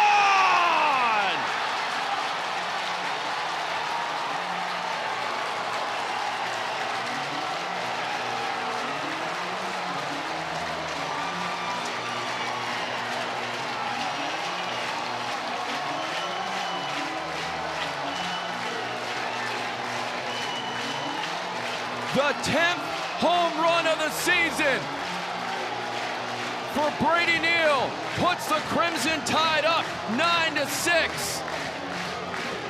You want to talk about a young fellow showing up when the moment's biggest. Don't forget him throwing out a runner at second. And oh, by the way, he'll come up and hit the long ball on a hanging slider in the top of the 11th inning for a 3-run homer to put the Tide ahead with 2 outs. That's clutch. An unbelievable moment here at the Joe. Brady Neal with a 3-run homer to put Alabama out in front, and now they are 3 outs away from going to a super regional.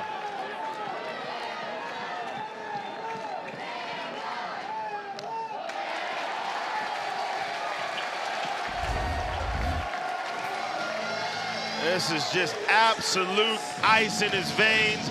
He knew it the moment he got bat on it. You see him go down and scoop the slider and land that thing into right field with the crazies over there. Torres hits this one to center field, and Colin Ritchie is there. The moment of truth has arrived for the Oklahoma State offense. Down to their final 3 outs after the 3-run blast by Brady Neal. You like drama? It's been here tonight. Brady Neal with the long ball to right field, putting them up. Alabama up 9-6, going into the bottom of the 11th.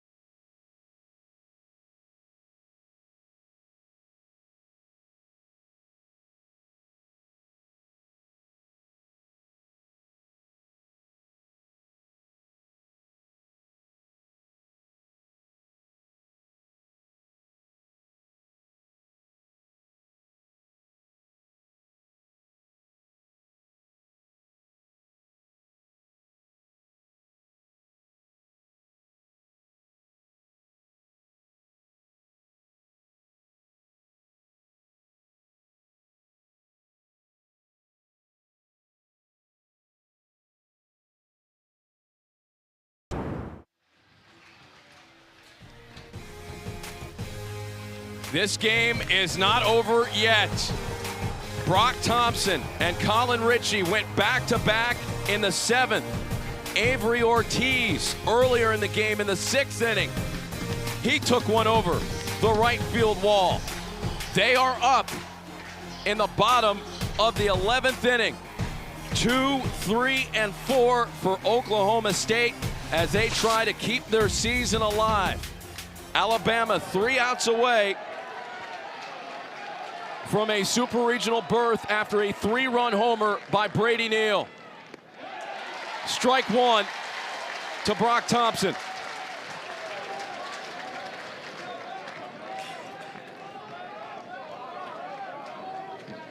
Hagan Banks still on the mound for the Crimson Tide.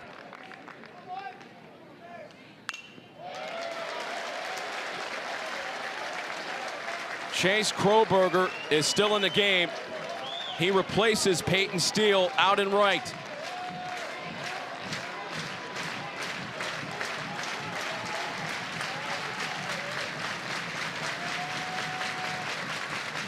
Oh-2 fouled away. If Alabama wins the Super Regional against the Tallahassee winner, will take place right here at the Joe.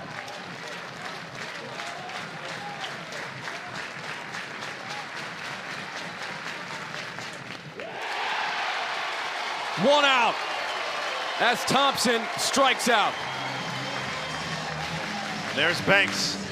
Just back spinning that heater at the top of the zone and making it tough on your decision on how are you going to go about it. Are you going to swing? Are you going to take it? What is it going to be? He gets him to swing through and you get out number 1, a huge out number 1 in the bottom of the 11th inning.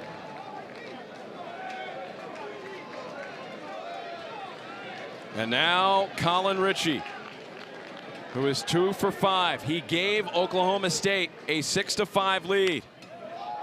Swings at the first pitch, and this is just a bit of ways from Luke Vaughn.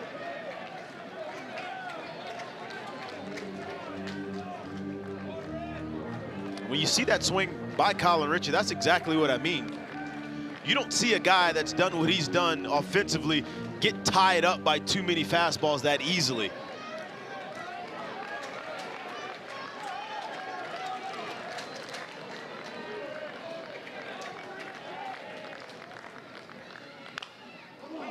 Ritchie up the middle, base hit. And Ritchie taking a wide turn past first base. He'll head back, and he's a 1-out base runner. Hagan Banks tried to trick it up on him a little bit. Just hangs that slider a little bit right over the zone, and he's able to get enough bat on it to get it past Hagan, and that was enough to get it and squirt it through the infield. Put one on with 1 out, and Ortiz up. You knew Oklahoma State wasn't going to go away without making it interesting.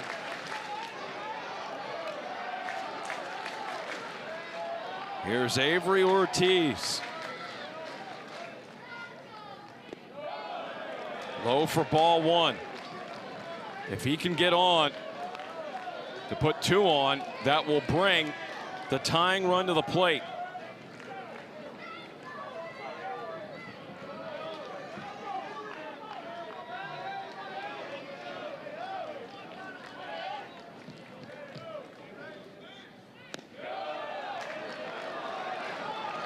Two and 0.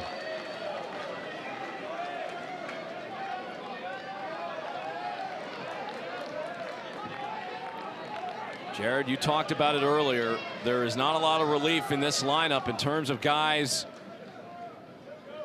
hitting home runs. And there's a strike to Ortiz. If they can get a couple of guys on here, it'll give them a chance.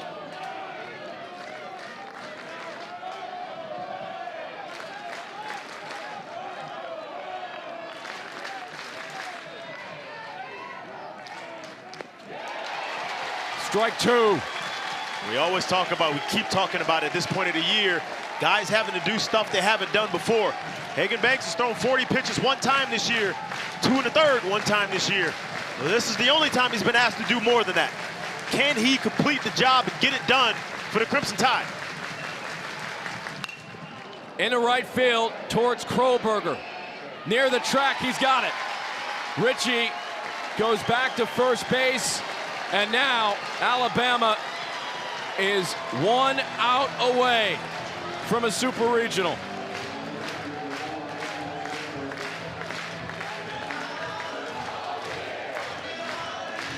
Campbell Smithwick hit 2 homers already earlier today. He has the power to go deep. And Oklahoma State needs him to extend this inning.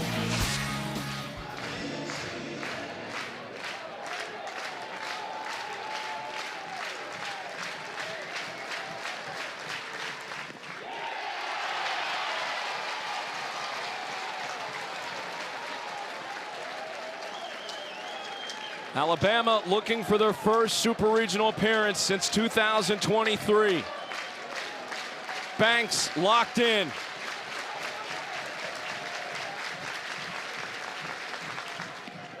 Ritchie takes off for second base. No throw.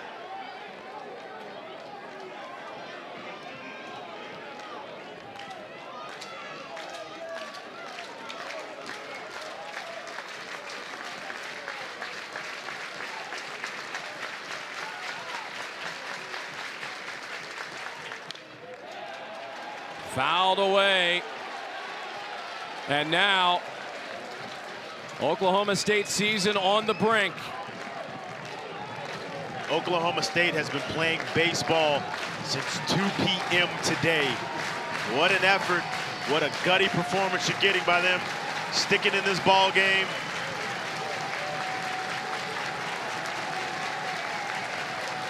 One, two.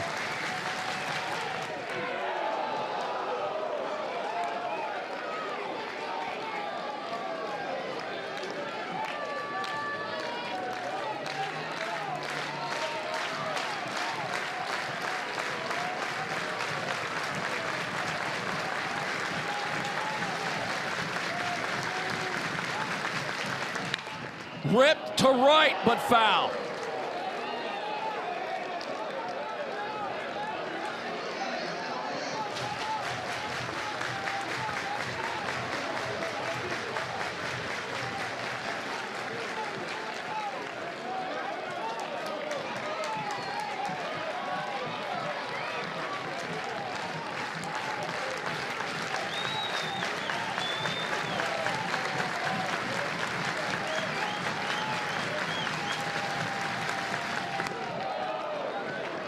Full count. Colin Brigham is in the on-deck circle. We have seen what he can do in this regional.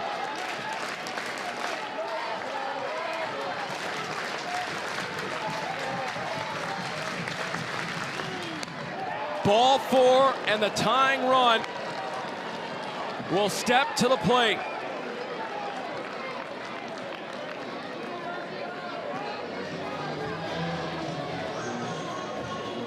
You bring up the man who may have some of the most raw power of this entire Oklahoma State Cowboy lineup.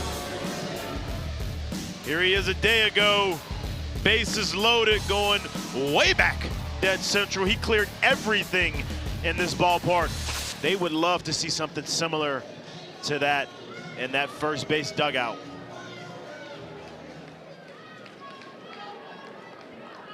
And now a meeting as Jason Jackson heads to the mound.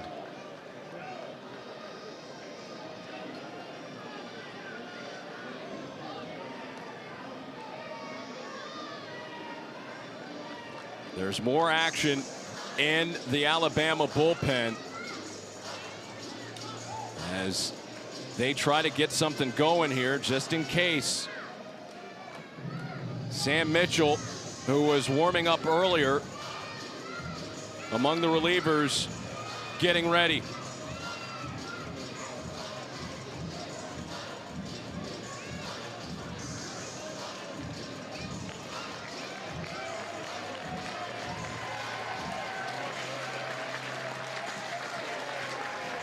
Colin Brigham. who is 1 home run away from tying his head coach on the program's all-time home run list. A 53rd homer would be huge for the Cowboys. It would tie the game. He wanted it there, 0-1. Tie the game and extend life on the season. They would love nothing more than to get that from Brigman here.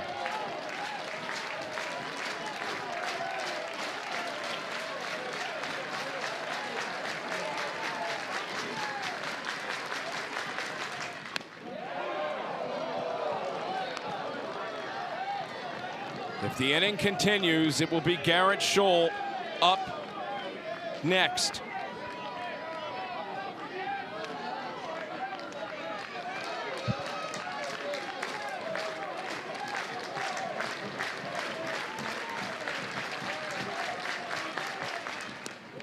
Outside, 2-1. Banks in a bit of a pickle here in a sense. You don't want to give something to Brigman that he can push out of here. 320 down the line, out and right.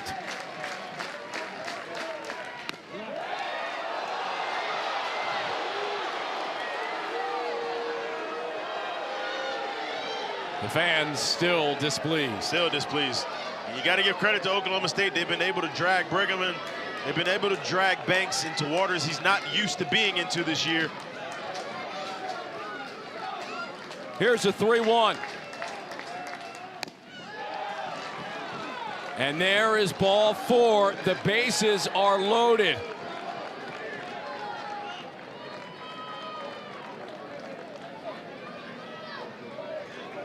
That brings the winning run to the plate.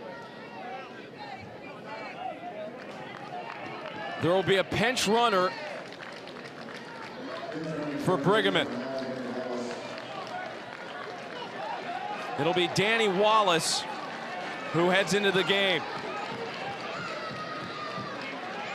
Again, Oklahoma State with the bases loaded in this regional. 1 for 10. So many opportunities to deliver with the bases loaded. Only Colin Brigman has been able to do it.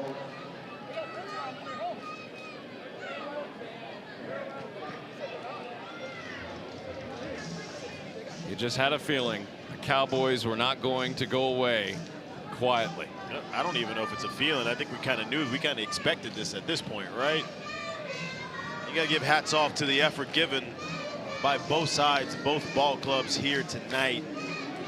This is what postseason baseball is all about.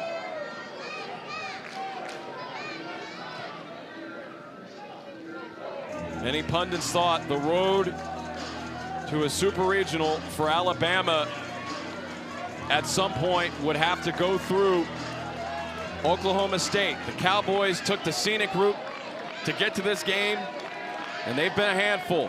But Alabama, 1 out away from a super regional. Strike 1 to Garrett Scholl. He struck out in his last appearance with the bases loaded. Shows another one of those dangerous bats in Oklahoma State lineup. He is the winning run, and he fouls that pitch off. If he can get a hold of one, there will be action on Monday. This entire building is coming to its feet, wanting to see the end of it. 0-2 to Garrett Scholl.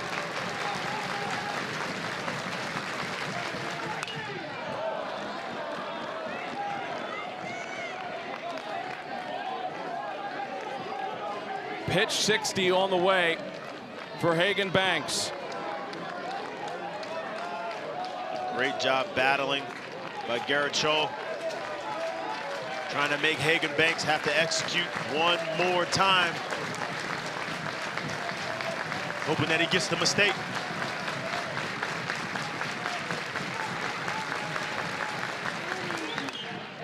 Fouled away one more time.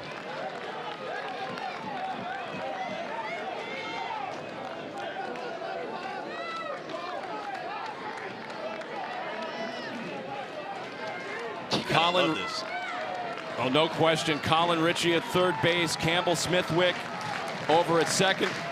Danny Wallace at first. Fouled away again.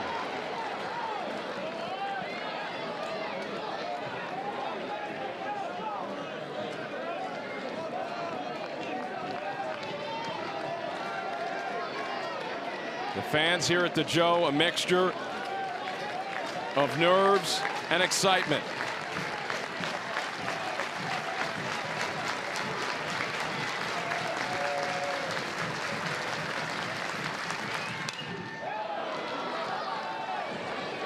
Another foul ball. What a battle this is.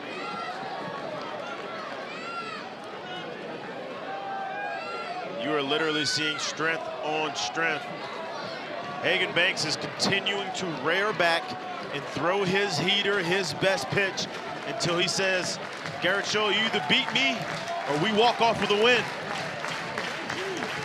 0-2 again. Rip to right field. That'll get down for a base hit. Ritchie is in. And it is now a 9-7 game. Garrett Scholl delivers, and the bases are still loaded.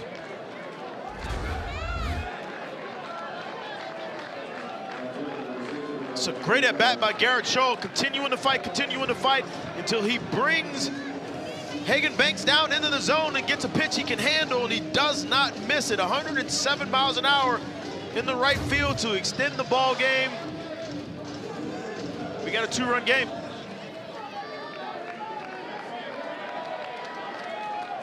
Scholl represents the winning run. Remo Indomitico, the freshman, takes ball one. He's 3 for 7 this season with the bases loaded. And has 4 home runs in this regional. Fouled away.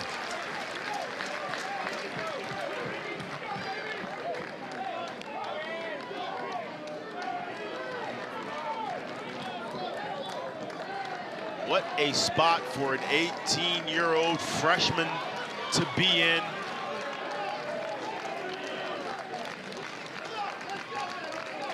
One, 1-2.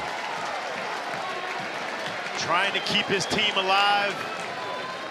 Facing the best bullpen arm from the Alabama Crimson Tide. Down to his last strike.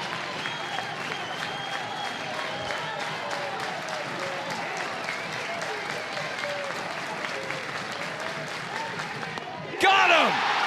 Alabama rolls to a super regional for the first time since 2023.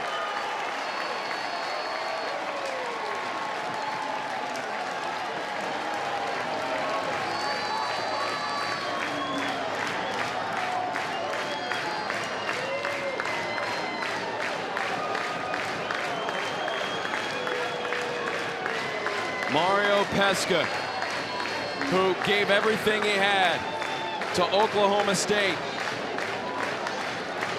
is on the wrong side of this result. He gives up the 3-run homer to Brady Neal, who is the hero of the night offensively for Alabama. What a moment for Rob Vaughn and the Crimson Tide.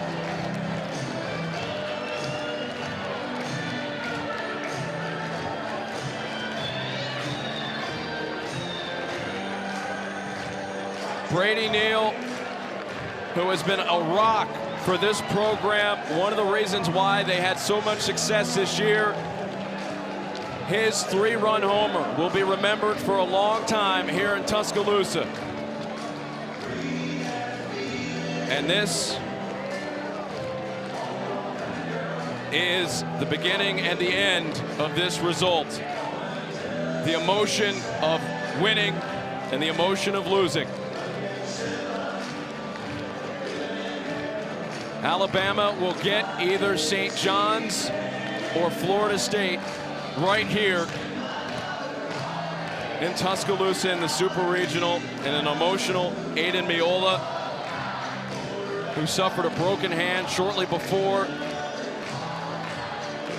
this regional. He was not able to help his team. And what a tough Cowboys team it was, as now we will be joined by Brady Neal of the victorious Alabama Crimson Tide. Brady, take us through that at bat and what you saw on that 3-run homer. Man, it was awesome. Just got to 2 strikes, stayed within my plan, saw a little cutter, I think, slider, something like that at the bottom, and just swing hard and hope you hit it, man. When you do that, sometimes they go out, so. Brady, take me back an inning before that, man. I got an opportunity to see your career blossom to what it is today. You hit the homer, but the inning before that, you make the big play, throwing out the runner at second. How sure of yourself were you once you let go of that ball that was going to be an out? I mean, you've seen it. I can do it. You know when they run, I throw them out. So just, you know, got a good pitch to throw on. That's half of it, man. I can't throw guys out if they're not quick to the plate, and our staff does a great job with that. JJ's timing those guys and all the bullpens.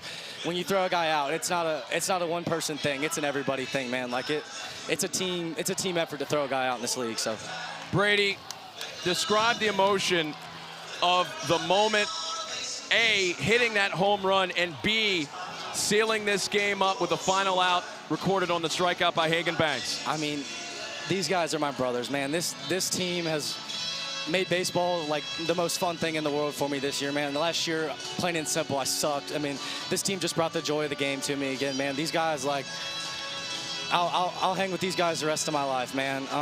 It just pumped up, man. Everybody on this team, like the training staff, lifting coaches, Nick, like, everybody, all these guys, man, they pour so much into us. Like, it's just pure joy from everybody, man. It's a team effort for sure. Brady, job's not done, man. You were a huge prospect coming out of high school. You found yourself coming to college. You found home here. How does that feel, man? Man, it's amazing, man. The opportunity these coaches have given me, I'm blessed, beyond blessed that I landed here, man. I know that's just something God did for me. He landed me here with these coaches, and it's just been the most fun 2 years of my life, man. Just the guys that I'm around, the guys last year that you know helped shape this program, like guys like Riley Quick, Cade Snell. Like it goes back to those guys, man, that helped shape this program, lay the foundation when these new coaches got here. And this thing is for everybody, man. This thing is for all the guys that poured in blood, sweat, and tears from last fall. You know, this is a team thing right here. Brady, what does it mean to you to be able to have a super regional right here in Tuscaloosa? It means the world, man. Like, since I got here, man, it's just been how far can we go, man? Like, went to Omaha my freshman year, and I've been itching to go back every year, man. I told guys this morning, I said, guys, it's the most fun thing you'll do your whole life. I didn't play one inning, and I had the best time of my life. Like, it's just, I mean, Mr. J, you know, like, y'all went. It's the best thing on earth, man. It's the greatest thing on earth, I think is what they call it. Brady, I suspect your teammates are waiting for you, so we'll let you go celebrate. Congratulations on a special moment and advancing to the Super Regional. Yeah, thank you guys, man. You guys do a lot for us. We appreciate it. Congratulations, man. Thank you, guys. Y'all have a good one. You too.